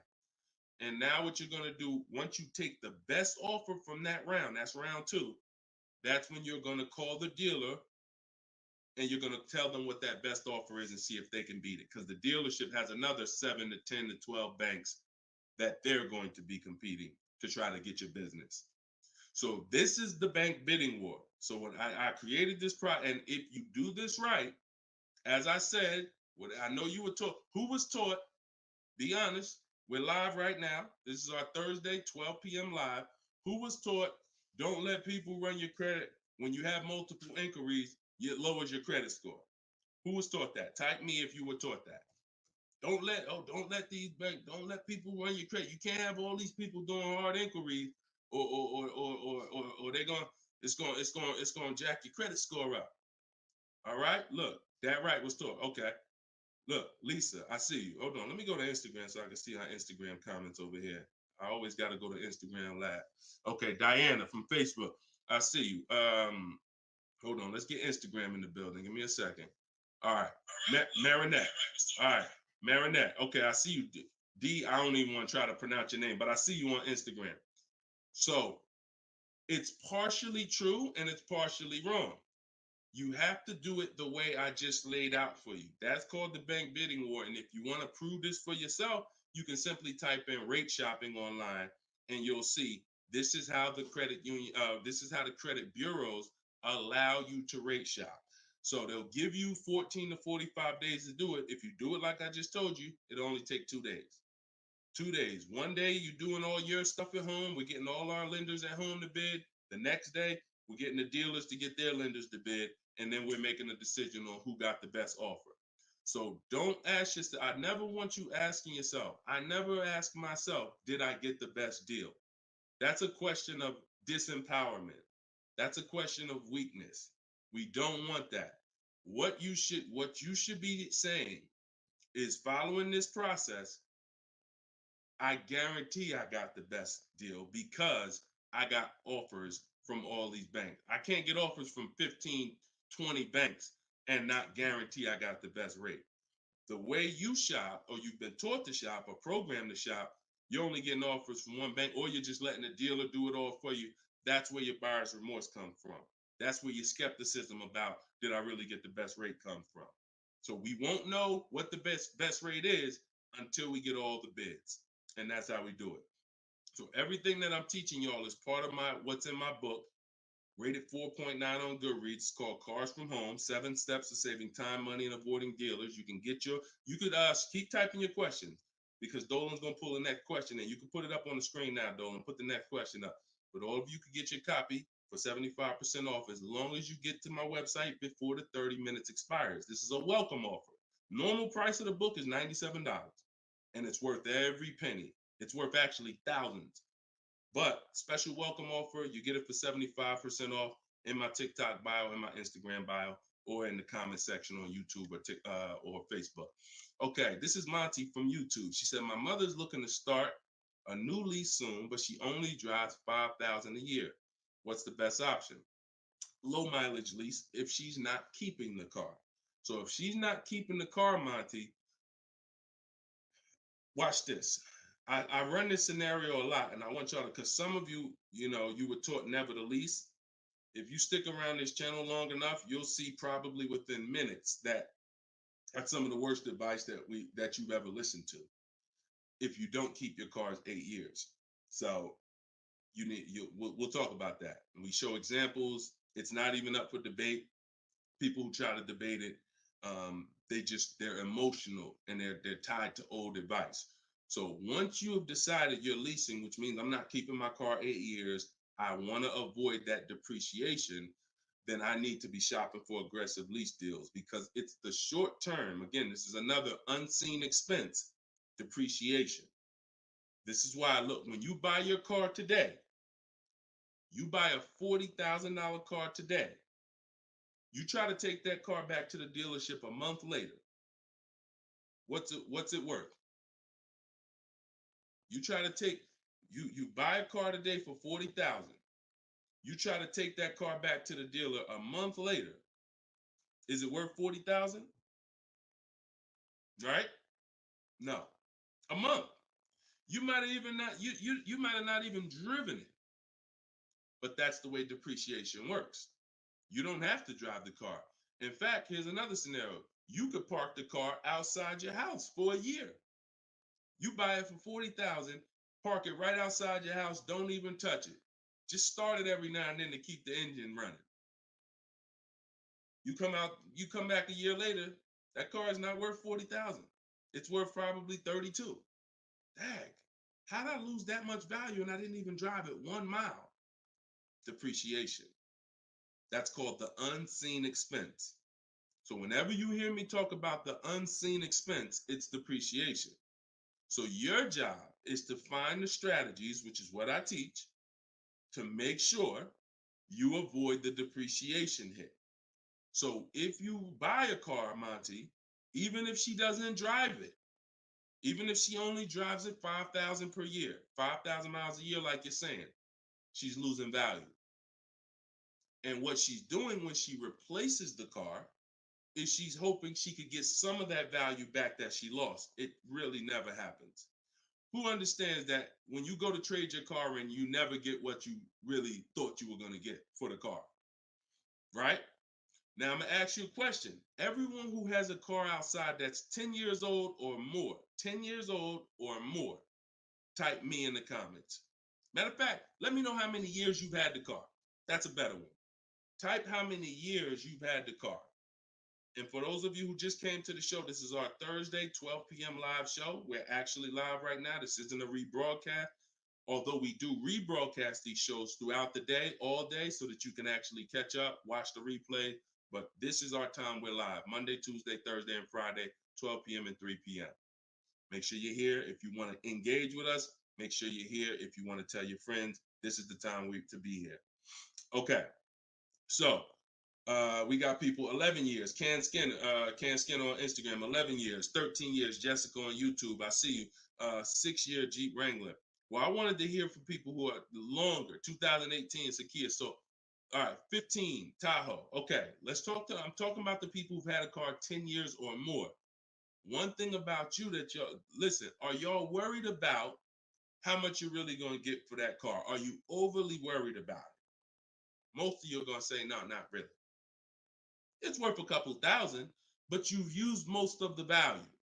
You understand that? Look, Big Meek said I got 08 4Runner on TikTok.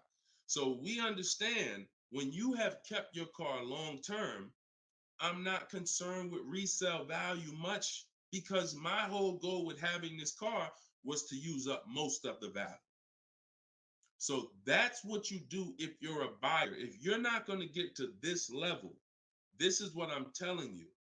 that you are now losing because the depreciation of your car is the highest in the first 5-6 years. So in order for you to win, you have to keep that car, what I call the 8-year rule, 8 years. That's when the depreciation starts to level out, where you're not losing value like this. And so regardless of how much you're driving, that's not the key. That's not the key. Monty's mom is driving 5,000 miles a year. Who's a high mileage driver driving more than 18,000 miles a year, type HM? I want you to know, I want to cover all the bases for this question here. Oh, what doesn't matter whether you're a high mileage driver, low mileage driver, it has nothing to do with how much you drive, because that's not what's killing you. It's the depreciation based on the time you have owned the vehicle. And if you're not keeping that car 8 years, you should be shopping for aggressive leases. Now, before we go to the next question, I'm going to show y'all an example of why it is impossible. Yes, impossible. No way, shape, form, fashion. You can get a great deal if you purchase, but you should have leased. Okay, let's use this scenario. Let's use Frina. Let's use Frina as an example. So Zafrina, she picks up, and you can see this date. She's recent. This is just, not too long ago. So Frina gets a $65,000 Jeep Grand Cherokee. She uses my system. You can see she uses the Cars from Home system, where she gets bids, multiple bids. We get at least 5. So don't look at this price and be like, oh, Deshone, that looks incredible. Yeah, that's because we get this through bidding. You get the best price. That's what we do here. So stick around, you'll understand if you're new to the show. But she's paying $579 a month for a $65,000 Jeep Grand Cherokee. Just so we can, let me level this out for y'all. If she pulls up to someone who decided to purchase because they didn't understand leasing, or they was taught never lease, so they're gonna go in, they want that same truck as her. Let's just assume they got a ridiculous, how much is a great discount on this Jeep? I want to use your numbers. Type in the comments, what do you think is a great deal, a great discount? She go in just but don't be realistic though. Somebody walk in, she go in and she looking at this $65,000 Jeep. Somebody's going to purchase it though.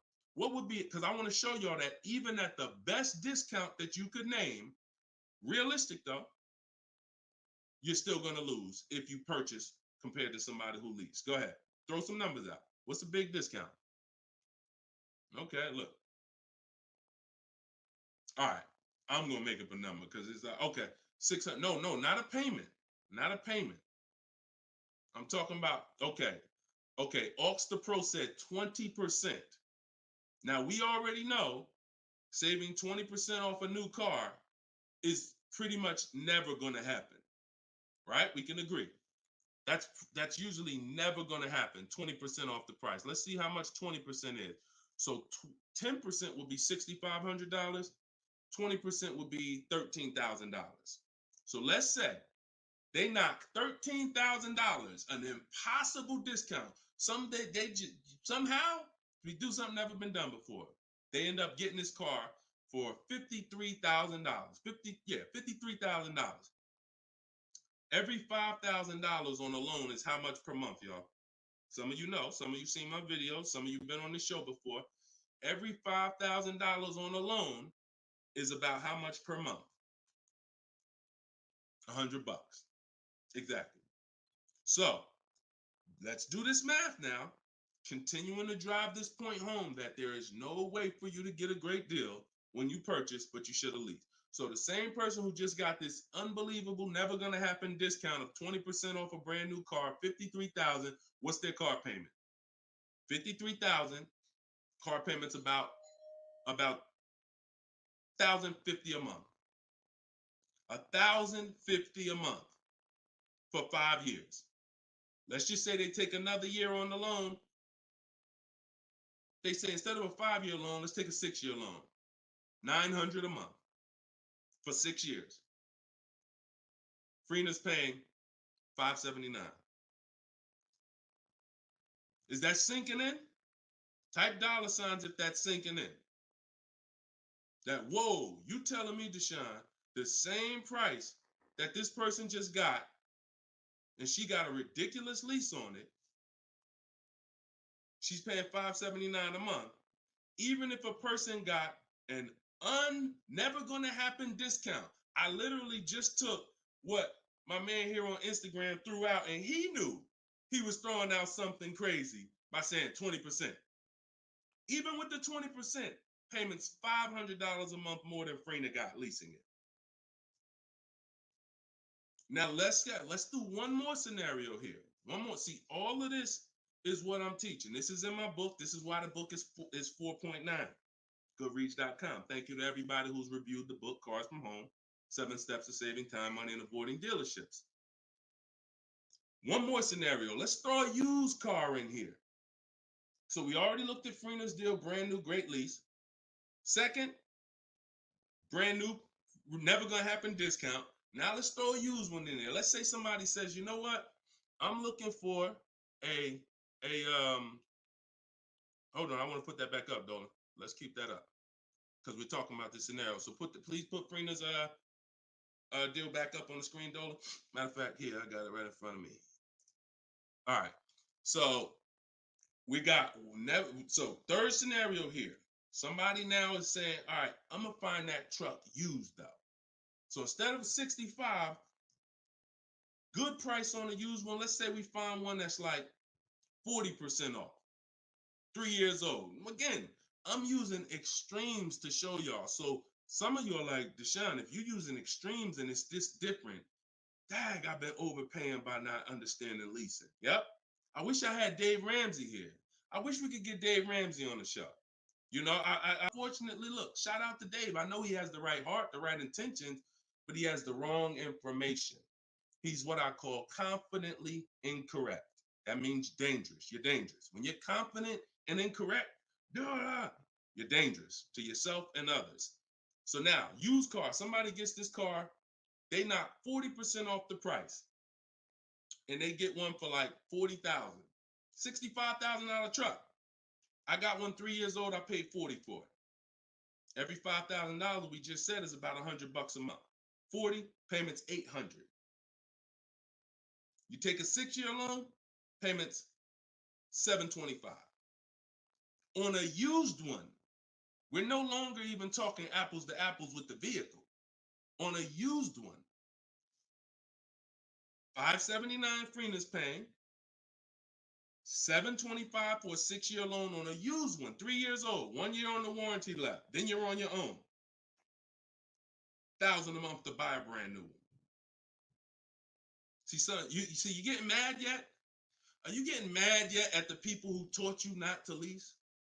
Now, who should be? Because some of you, if you just tuned in, you might be thinking, oh, Deshone, so should I only lease? No. If you are not keeping your cars 8 years, then you should only lease. Because when you buy, if you keep the car long enough, you can win. Because you're going to pay double what Freener's paying if you buy a brand new one.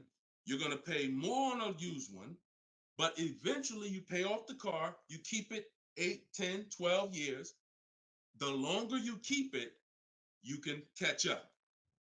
You're still not going to, you get what I'm saying? Because Freener's always going to have a payment. If she keeps leasing, she's always going to have a payment. But if you keep buying your cars, trading them in 5 years, trading them in 6 years, trading them in 4 years, you are no way, shape, or form even close to this. You're thousands and thousands of dollars away. There's thousands of dollars more every year coming out of your bank account than someone who understands leasing. Yeah. Tell your parents, tell your cousins, tell your brothers, tell your spouse. This is what I've been ranting about for years, trying to get you to understand. That's why I say there's no way to get a great deal if you don't understand. If your deal's on the wrong foundation, no way to get a great deal. It's impossible, no matter how much you save on the car. Okay? So yeah, we go deep on that today. Good. I'm happy we got a chance to go deep.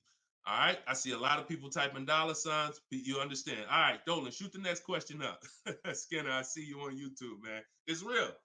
It's real. This is what we do, man. I'm glad. We gotta look. I'm the bad news first person. So don't think I gotta share the bad news first, and then but I'm also giving you the olive branch to like you can change this. You can start doing things different. You can start shopping different. You can learn how to make these people bid. So go ahead, shoot the next question up, Dolan. Let's keep them coming. We're Thursday. We're live right now, y'all. So if you just jumped on the show, this is our live 12 p.m. show. Type your questions, and can y'all tap the screen on TikTok? Can we shoot those likes up? Can we? If you're gonna spend time with us and you're getting value out of what we're doing, I need everybody who's getting value, hit the like button, and start tapping the screen if you're on TikTok, just to show that. Run those likes up. All right, I see it. See y'all lighting it up already. All right, Facebook, James. I'm an old school guy that was told not to let anyone run my credit. I'm not even sure how to download your book.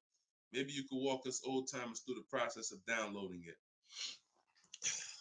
Unfortunately, I teach an online system. I'll be the first one to tell you, my system's online.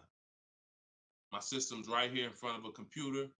I've worked personally with probably 1,600 people personally in my coaching program since 2021. They got to know how to use a computer.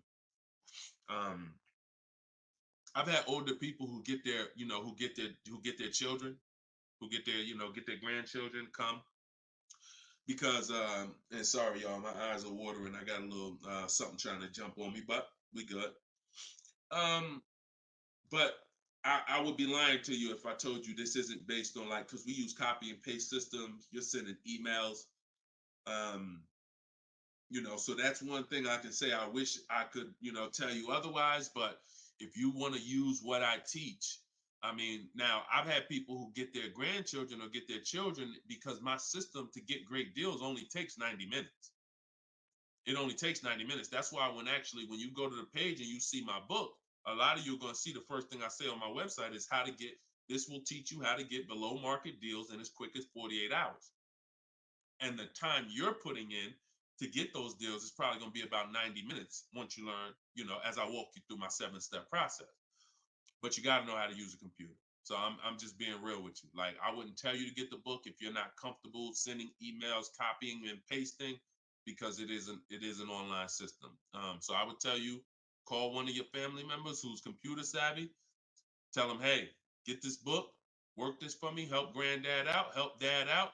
And not only are you helping yourself, but they'll now have a skill so that they can learn, so that they're now making dealers bid and they're at home.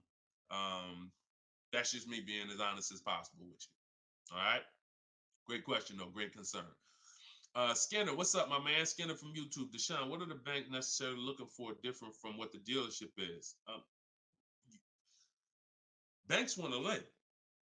So think about where you're at right now. Skinner from YouTube just asked, so what is the banks necessarily looking for different than the dealerships? Banks, there's more banks around us that would want to lend us money to buy a car than we know about. So wherever your zip code is, the reason why I want you using the bank bidding war, which I laid out at the beginning of the show, if you just jumped on, you want to go to YouTube, you want to watch the beginning of episode 6, and I'll break down the bank bidding war. If you don't have my book, if you have my book, then you know the bank bidding war. Now, it's about letting the people who want to bid, because the dealers, here's the difference. It's your positioning. When a dealer knows you don't have any leverage, you haven't shopped bank offers, you're basically waiting for them to tell you what their bank said. Here's usually the conversation. What is the most interest? What is the highest rate you think they'll take? What is the highest rate that we can actually get them? And it might be 6.2, but at 6.2, we make some nice money on the loan. But that's not the best I could do. But I'm not going to give them the best I could do, because what sense does that make? I'm going to give you the most you're willing to pay. So if I go out and say, look, we got you 6.2, your payment's this. If you don't fight them, then that's what's going to happen. But when you have offers, now what you're doing is calling them and saying, look, I got 5.79 from my credit union or 5.79 from this online bank. If you could beat it, then I'll give you the business. Not only does this make for a good relationship because you're giving them the opportunity versus saying, oh, I'm not letting you get the opportunity. This person has 7, 10 banks. You give them an opportunity, and this is how you guarantee the best rate. So it's not about they're looking for anything different. It's about positioning yourself so that the dealer is now trying to beat the rate you got versus what I just laid out 60 seconds ago when you don't have a rate in the conversation they're having. Leverage. Leverage. All right, that's the difference. One gives you major leverage to guarantee you're getting the best offer. One, you have no leverage, and so there's no guarantee. And you'll always drive wondering, man, could I have gotten a lower interest rate? That'll always be in the back of your mind. So we want to eliminate that. All right, great question, Skinner. Go ahead, Dolan. Next one.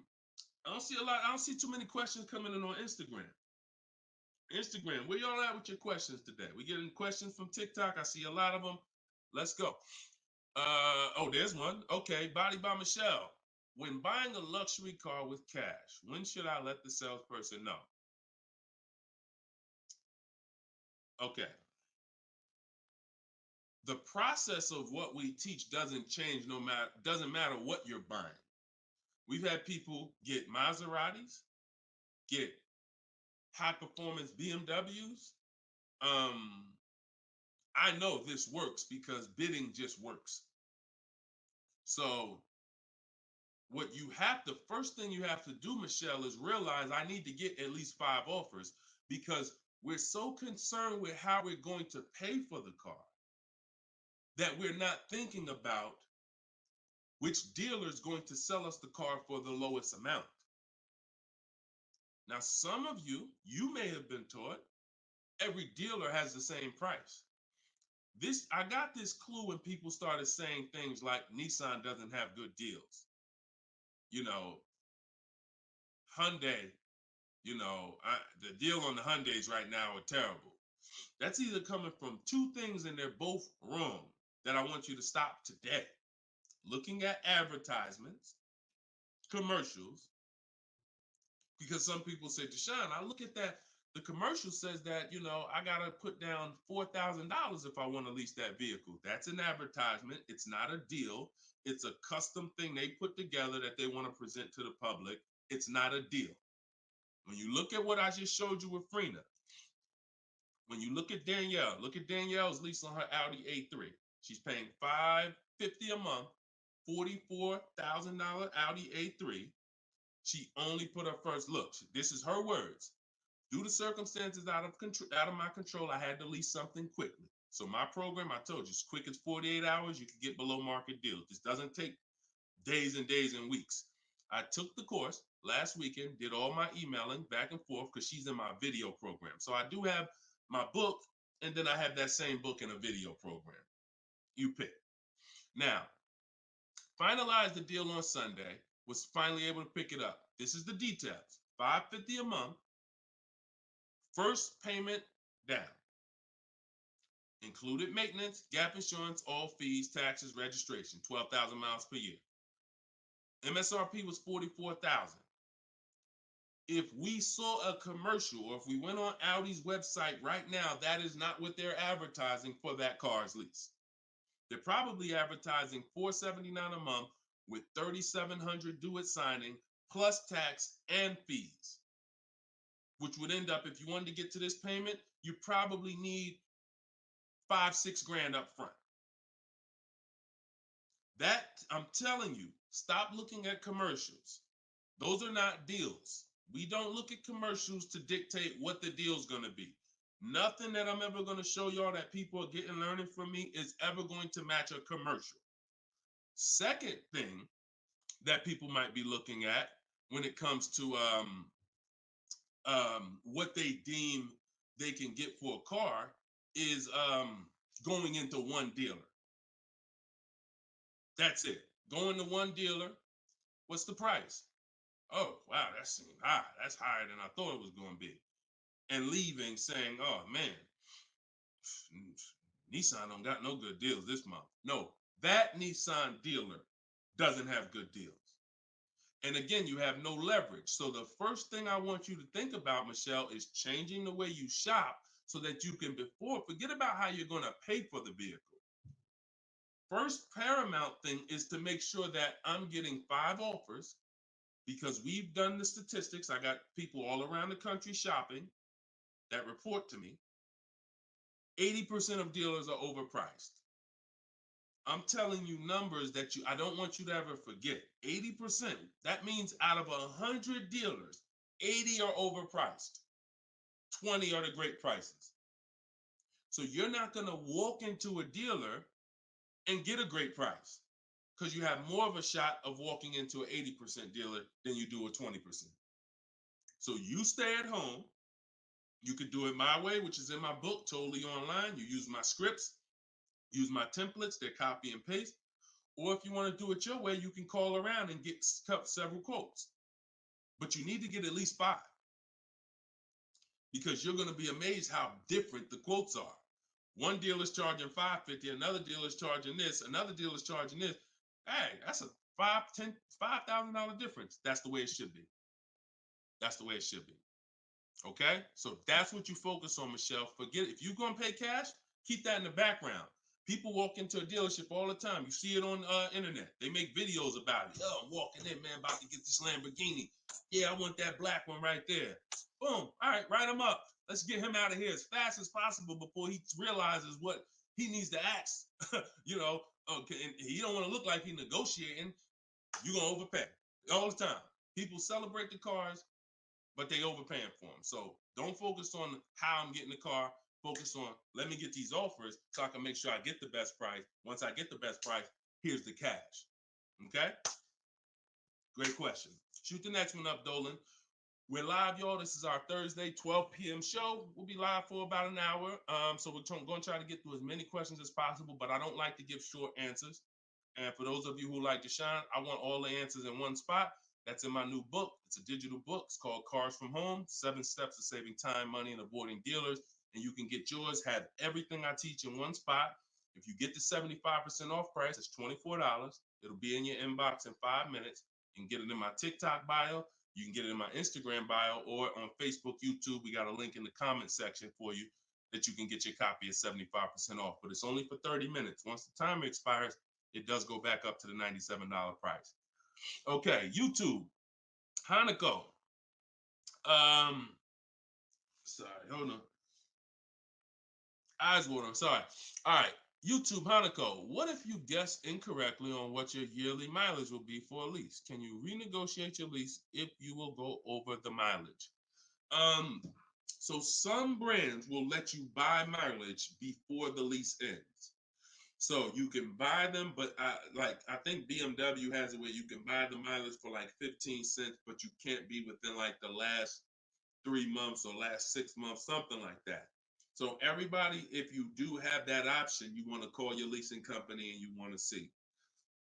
But I teach to estimate your miles. Like I have a chapter in my book. It's not even a chapter. It's like a little section called Choose Your Mileage Wisely, where we walk you through the math.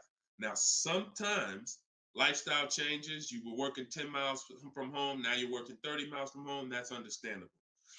What I like to do is we always do an equity assessment. Who has a lease, but you didn't know you could sell leases? Type of question mark. If you did not know that you could sell a lease, I want you to type a question mark in the comments, because you need to get familiar, and every one of you who are going to be replacing your cars, whether you own it, lease it, anything, you need to get familiar with what we call an equity assessment. Yep, I see a lot of you. So a ton of you have leased cars and you didn't know that you can sell leases. So imagine how much that's cost you so far. Again, I'm the bad news first person. If you dropped off a car without seeing if there was any equity, then you certainly I mean, there's no guarantee, especially, but if you dropped off a car 2020, 2021, 2022, oh, you most certainly, there's a good chance you had equity because everyone did. And it was to the tune of, 5,000, 7,000, 10,000. If you had a truck, some of these trucks, $10,000, $12,000 checks people were getting. Now those big checks are over because that was a limited inventory thing where resale values were so high. Almost everyone had equity. But you need to make sure you're not leaving 1,000, 2,000, 3,000 on the table in this market. In a normal market, we always do an equity assessment. So if you're going over your miles, you want to do an equity assessment to see if you can sell it. Because if you sell it, you're out of it, and you can just go lease a new vehicle. But so the equity assessment is you call your bank, you get your payoff. You go, once you have your payoff, you want to ask them. It's only for leases. The second question is only for leases. Do I have a third-party restriction? If they say yes, you just need to make a note of that. If you don't have a third-party restriction, and there's several brands that don't, Chase, Toyota, Mazda, there's still a couple leases out there that don't have third-party restrictions, then you're going to go and you can sell to any of the online bidders, highest bidders. You get all these offers. And look, let me be clear on when you should be doing this. Before you ever think about shopping for a car, you gotta take care of your equity. You shouldn't be shopping for a car and then saying, all right, now let me check and see what equity I got. Because now if you don't, you need to know that up front, because if you have $3,000, $4,000 of equity, that matters going into your budget. Maybe you want to apply it to your next deal. Maybe you want to put it in your bank account, but you need to know about it early. That's why it's the second step in my system. I got 7 steps. Equity assessment is the second step. As soon as you think about getting a new car, your first question should be buy or lease. Should I buy or lease? That means, am I keeping the car 8 years or not? And then the second thing is equity assessment, because that's going to tell you your positioning with your current car. So once you get your payoff, you go to the Carvana, CarMax, Driveway, and you look, you do what you want. I would not suggest you be lazy in this. This takes 20, 25 minutes, and this is your money. So you go to those websites, CarMax, Carvana, Driveway, Kelly's Blue Book Instant Cash Offer, hold on, AutoNation Sell My Car, and Car Google Sell My Car. 6 offers. 6 cash offers, and that's going to tell you your equity position. That's once you know that, because some of you are going to do that and find out you got negative equity. Now you have to plan accordingly. Some of you are going to do that and find out you got 4,000 of equity. Now you got to plan accordingly. Some of you in leases are going to do that and find out you have no equity, in which case, okay, I just need to wait until my lease is up. I can't get out early. But so the equity assessment tells you how you can move to the next step. Okay? So that's what you focus on. That's what you focus on at this particular step. Okay? Go ahead, shoot the next question up, Dolan. All right, we're getting a lot more. I'm gonna try to get through. I'm gonna try to go faster, but go ahead, shoot the next one up, Dolan. This one's Instagram. Deep. That's my man that I said I didn't want to butcher your name. Might even be a woman, so I'm not even gonna try to pronounce the name, but my lease is up in 6 months. I would like to lease again. Is my current lease going to hurt me when trading it in? Equity assessment. I'm glad you asked that. Equity assessment. That's the game. That's the game. See, those are the questions that gets answered with the equity assessment. Is my lease going to hurt me or help me? Do the equity assessment, and you'll know. Now, if you have a third-party restriction, then we can't sell direct to these online buyers. We have to sell to a local car dealer of the same brand. So I have a script in my book where I walk you through talking to used car managers so that you can actually sell your car locally to them. You're selling a 2 or 3 year old car, usually good mileage for most. We need to sell that car to a local used car dealer, but we are still getting bids. We're not walking in. This is what a lot of people did. You may have did it. Man, I got a third-party restriction. I'm gonna just walk into the dealer. Hey, yeah, look, I know I got equity. You don't realize how you're making it hard for someone to even help you. because you don't know how much equity you got. And now you're coming in and you're not really saying what, when you're at home and you're talking to managers, you're talking to people and getting offers for that car, you can speak intelligently. And we only talk to used car managers in those cases. But that's only if you have a third party restriction, because some people, another thing they were doing is buying their cars and then turning around and reselling them. Reason I never do that is because, and nobody who's listened to me, even throughout the pandemic, I don't think we had one person do that, is because when you buy, you pay taxes, you pay fees. So yeah, if I had 5,000 in equity and then I buy the car and resell it, and then I pay 4,000 in taxes and fees, by the time the title gets to me and all of that, I might break even. When we sell direct to a used car manager, a local dealership, we don't pay those fees.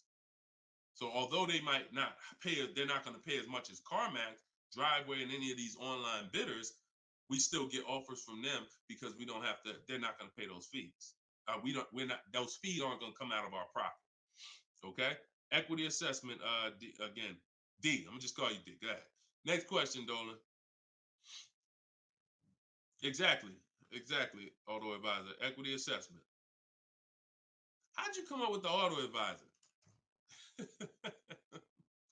That's so funny. I'm just not used to seeing, I'm not used to seeing anything that says the auto advisor unless it's there's a lot of Deshone the Auto Advisor accounts going around inboxing people to buy crypto. I don't do anything but car education. So if it ain't about Cars from Home, my book, if it ain't about Cars from Home, my video library, it ain't about my coaching program, then it is not me. Stephanie from TikTok. So you can ask any lender, even if they don't work with them directly at the dealership? Absolutely. These people lend money. They don't care about selling you a car. People that lend money want to give you a loan. Good question. Absolutely. Go ahead. Shoot the next one up, Dola. All right.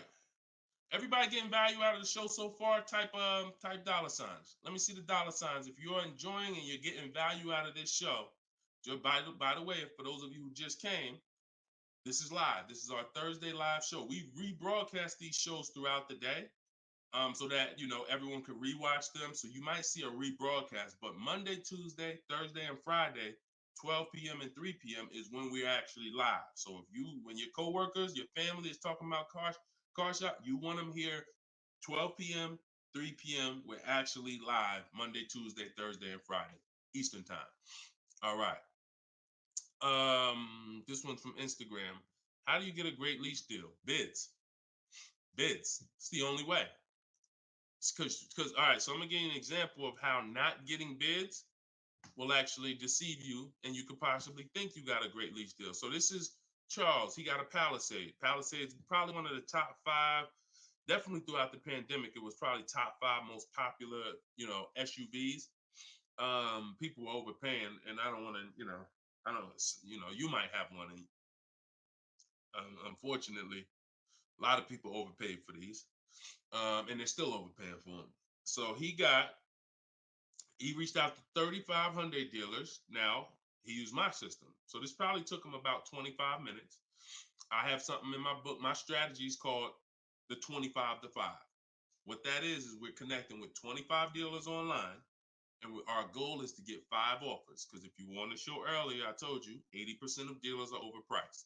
So we're going to get 5 offers, and they're going to be about $150 to $200 apart minimum. Your best offer when you get bids is going to be about $150 per month to $200 a month cheaper. Now, if you're purchasing, hold on.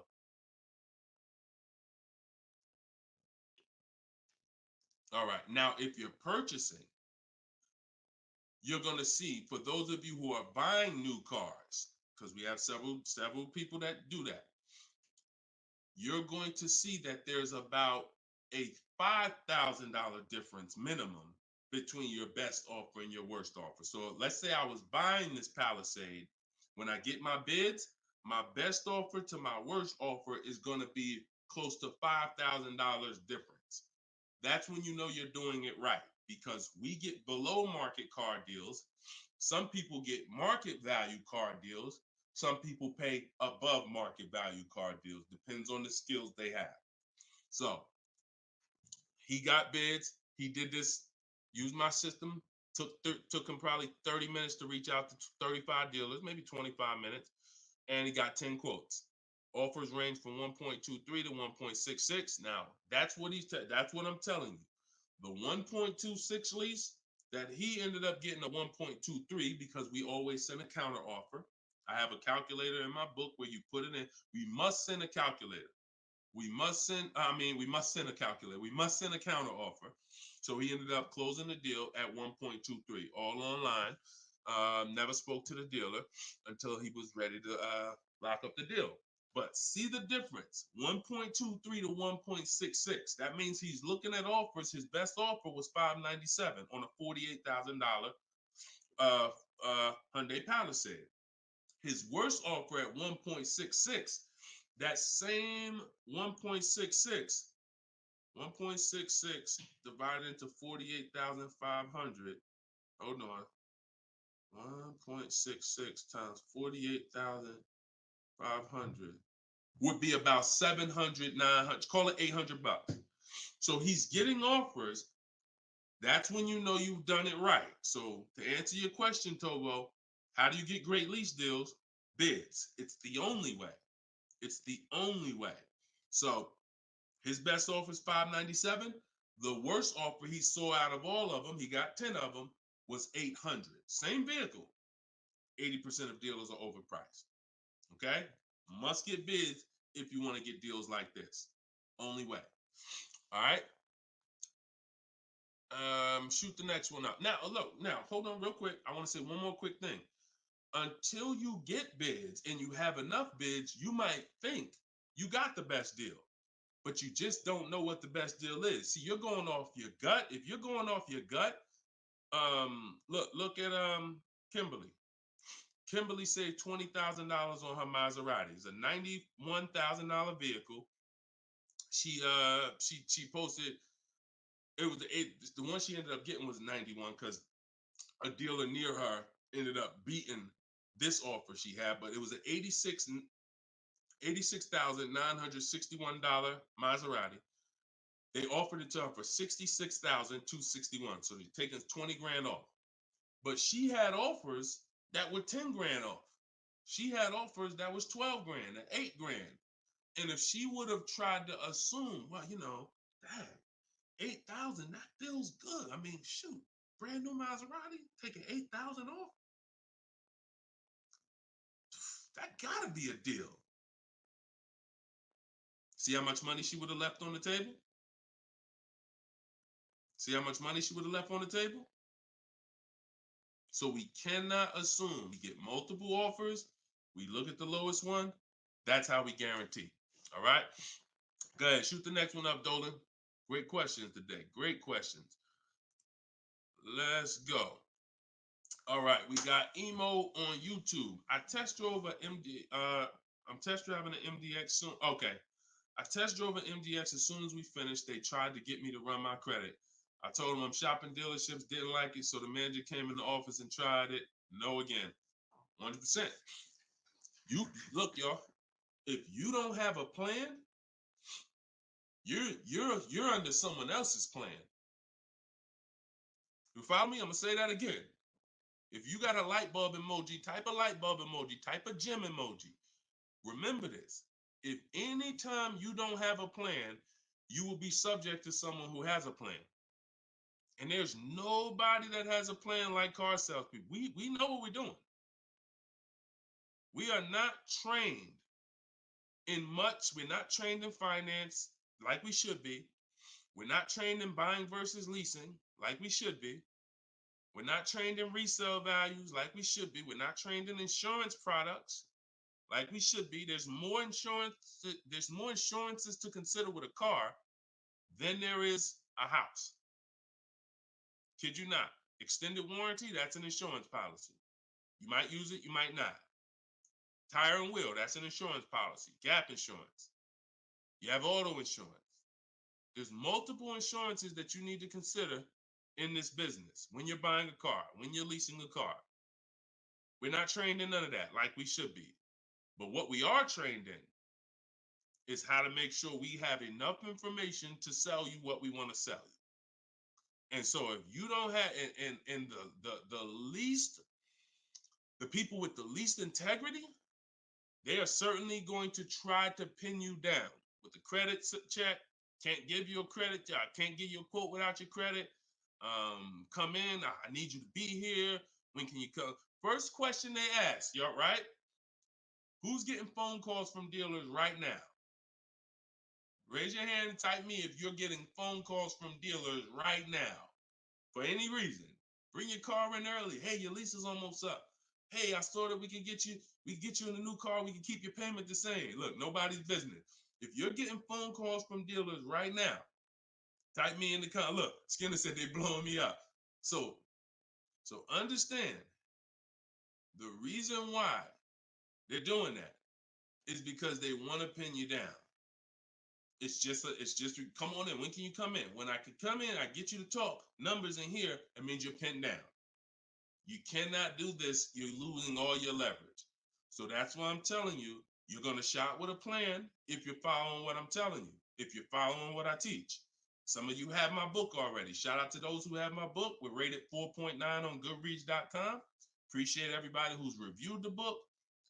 You can get yours for 75% off. It's normally $97, but in my TikTok bio, 30 minutes only, you can get it for 75% off. Instagram bio is $24 if you get the deal in the comment section. But you must have a plan because they have a plan and you don't know who you're dealing with. So that's all I can tell you. But I'm glad you stuck to the guns. Even under the pressure, you didn't let them run your credit. You stuck to the guns. Way to go. All right, go ahead, Dolan. This one's from TikTok. Better to buy used or new? Planning to keep longer than 8 years. Thank you for all that information. Let me know you understand the 8-year rule. I appreciate you. That's a matter of, okay, so if I'm buying to keep more than 8 years, right? Only question between new or used is a question of budget. Can you get everything you want and need in a new car for your budget? Once you get all your bids, can you get all those bids? Is the best bid that's going to win your business on a new car in your budget comfortably, then get a new car. But now some of you can't afford a new car that covers all your needs. Needs are the most important thing you need to think about. You need to know the difference between wants and needs. Needs is, I got 3 children, I need a third row. Need is, I drive on the highway a lot. I need a car that has good acceleration. That's needs. Needs are things where if you don't get them, you're not going to like the car, you're going to trade it in because it's not doing the basic things you need it to do. That's needs. Wants is, I like to have the sunroof. I don't need it though. But if I can get it in my budget, I'll take it. I like to have this. I like to have that. These are wants. You got to know the difference. Unless your budget can buy everything. But if you can't get everything you want and need in a new car for your budget, then we go used. But if you get everything you want, there's plenty of people who are like, you know what, Deshone, I am a long-term person. I'm keeping more than 8 years. I could afford both. I only get a car every, only once a decade. I want to get a new one. That's fine. And some of you are like, you know what? I really want to go with even more value. So I'm gonna look to get a pre-owned one, not 30% off the price, 20% off the price, 40% off the price. That's fine too. There's no right or wrong there. Just go through it and pick the one that works for you. Great question. Okay.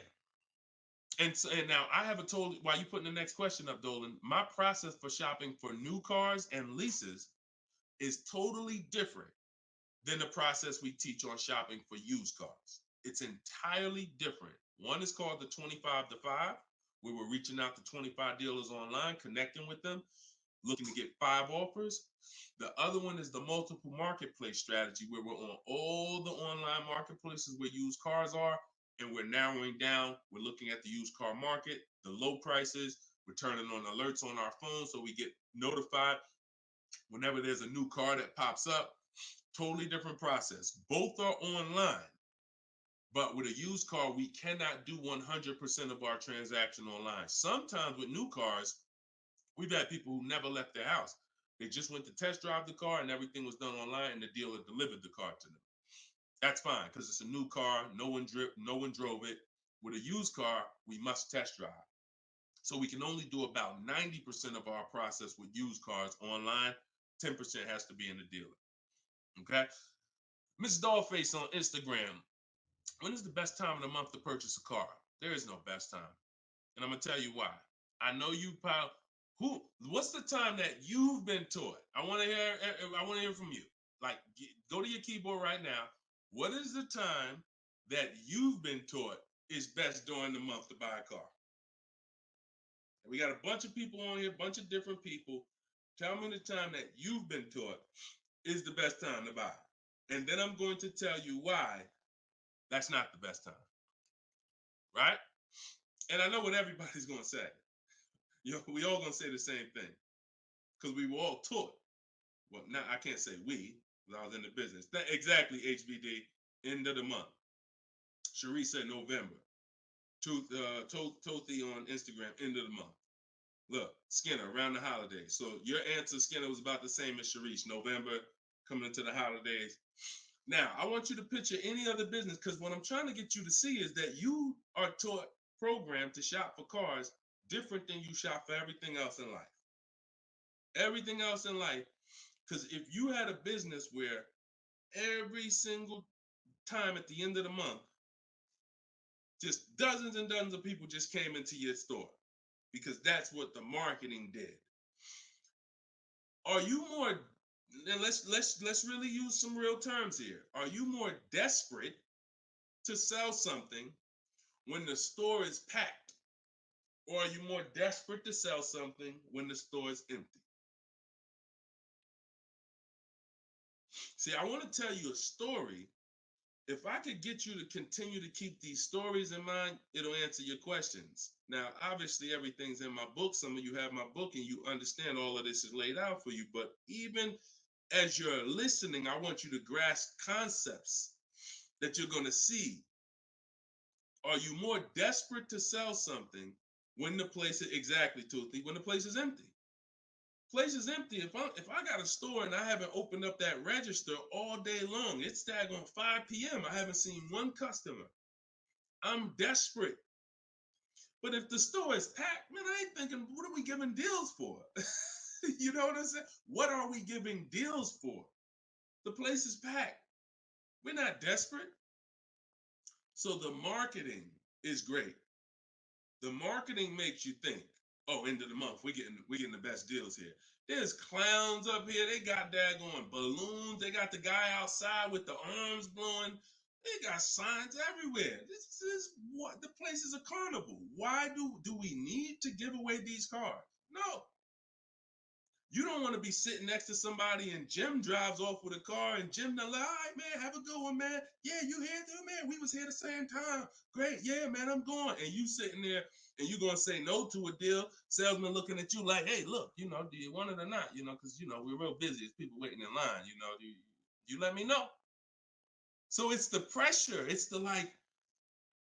So I say that to say what you've been taught, the holidays, the end of the year, sounds good, but you're much more likely to get a deal when there's no one in the showroom. The 10th of the month, the 2nd of the month, place is dead. And I like to make sure you're positioned. So what I teach is something you need to have 2 dates in mind. 2 dates. Every time you're shopping for a car, I teach you need to know these 2 dates. The as soon as date and the no later than date. The as soon as date is the soonest you can buy a car. Soon as you can buy a car, as soon as date. You're not in the market until your as soon as date is today. Step 5 in my process, my 7-step process is in the market, getting offers. I can buy something today. That's my as soon as date. My no later than date is my deadline. Now you have to know these 2 because the time in between is your leverage. So let's just say my as soon as date is today. I can start looking at offers. But my no later than date, I got 2 months. 2 months. I need to have a car by this time, 2 months from now. That's my deadline. I got all that time in between to say no. I got all that time in between. Now, when I'm contacting dealers, when I'm looking at inventory, I can look at trends. I can see are the prices dropping. I can have alerts on my phone, getting access to the new inventory. This is our process. So some of you are like, Deshone, I need a car in a week. Well, you still have a as soon as date and a no later than date. 3 days, soon as date, no later than, doesn't matter. So you have to know these 2 dates because in between is your leverage, which is why I don't want you emergency shopping unless it's an emergency. Okay? I don't want you emergency shopping. Don't get into the habit, don't stay in the habit of emergency shopping. Oh, I'm going to put it off to the last minute. And then, oh, I got to go into the dealership. Oh, I need a car this week. All of that is working against you. Now, if you can still get, in fact, when you go to my website for my book, you'll see it says below market deals in as quick as 48 hours. But the more time you have, the more time you have to say no. Programs change every month. You see deals change, lease programs change, rebates change.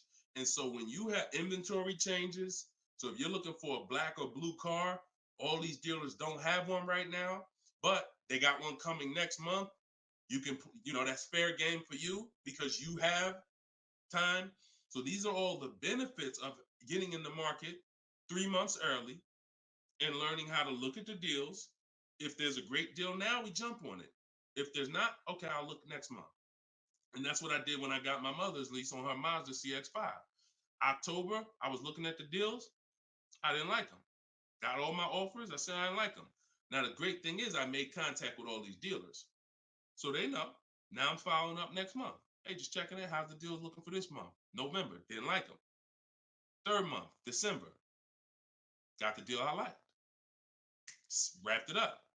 So don't always think time is an asset. Time is an asset. Now, if it's an emergency, that's fine. We got to get a below market deal. We only got a week to do it. That's fine. You better have a strategy. But if you have the luxury of time, we use that to our advantage. So I wouldn't say there's a best time of the month to purchase a car. But if you're in the market and you're positioned, here's another thing you're positioned for. Every now and then we come into the dealership. When I was at Mercedes, when I was with General Motors, it happens all the time throughout the year. It could happen on the 10th of the month. It could happen on the 12th of the month. It could happen on the 8th. We don't know when this is going to happen, but this is the conversation I'm about to give you, a behind the scenes look of exactly what happens and why I want you to be positioned. The manager looks and says, man, we got 20 cars sold for the month. We are way behind our objective. All right, listen, call everybody anybody you got, anybody that's real, anybody that's a real buyer, call them. We're not turning down any serious offer today. You want to be the person that's positioned. Hey, Jackie, and they're usually emailing us because we don't talk to, nothing that we do requires talking to salespeople. So they be email, hey, Jackie, hey, it's Ray over at such and such. Were you still looking for that car? Have you found it yet? No, okay, I know the quote I gave you before was $550. I know you wanted to be here, but my manager said, listen, we'll take any offer today. We really want to move a car. See, you were taught that only happens at the end of the month. It doesn't. You got to be positioned. You got to be positioned. And so that's the luxury of time. So this is what it is, y'all. I want you shopping with a strategy. This is what I want you shopping with. All of this is in my new book, Cars from Home, 7 Steps to Saving Time, Money, and Avoiding Dealerships, learning the science of making dealers and banks bid for your business while you sit at home, getting below market car deals in under 90 minutes. And you can get your copy for 75% off in my TikTok bio, in my Instagram bio, or you can click in the comment section on YouTube and Facebook. We got a comment pin for you guys. Or if you're watching us on TV, you can scan that QR code with your phone. Get your copy, use it, use everything in it. I walk you through everything in there. Leasing is in there step by step. Purchasing new cars in there step by step. Purchasing used cars step by step. High mileage drivers, I got 2 strategies for you if you're a short-term high mileage driver. Everything's in there step by step. If you have credit issues, I walk you through step by step. So get your copy. We are back live for episode 7 at 3 p.m. And we'll, like I said, this is not a rebroadcast. We do these live shows Monday, Tuesday, Thursday, and Friday, 12 p.m. and 3 p.m. So we'll be back for our next segment in a little bit if you want to join us. If not, tell your friends about us, and we look forward to it. We always look forward to the people who are ready to change their life, empower themselves, stop shopping like desperate victims, begging people to help you, begging people to give you a car, begging people to help you. Please, can I get no money down? Going in with wrong information. Down payments are illegal. All of this stuff that is just totally terrible. It's no other way to put it. It's just terrible. I want y'all shopping different. I want you empowered. I want you in control. I want you leaving a dealership guaranteeing I got the best price. Sending me email, Deshone, look at this deal I just got. I got all these offers. Look at this used car I just got. I got 40% off the brand new price. That's what I want you emailing me. Empowered, and that's what we're going to get to. God bless y'all. I'll see y'all on the next segment. Shout out.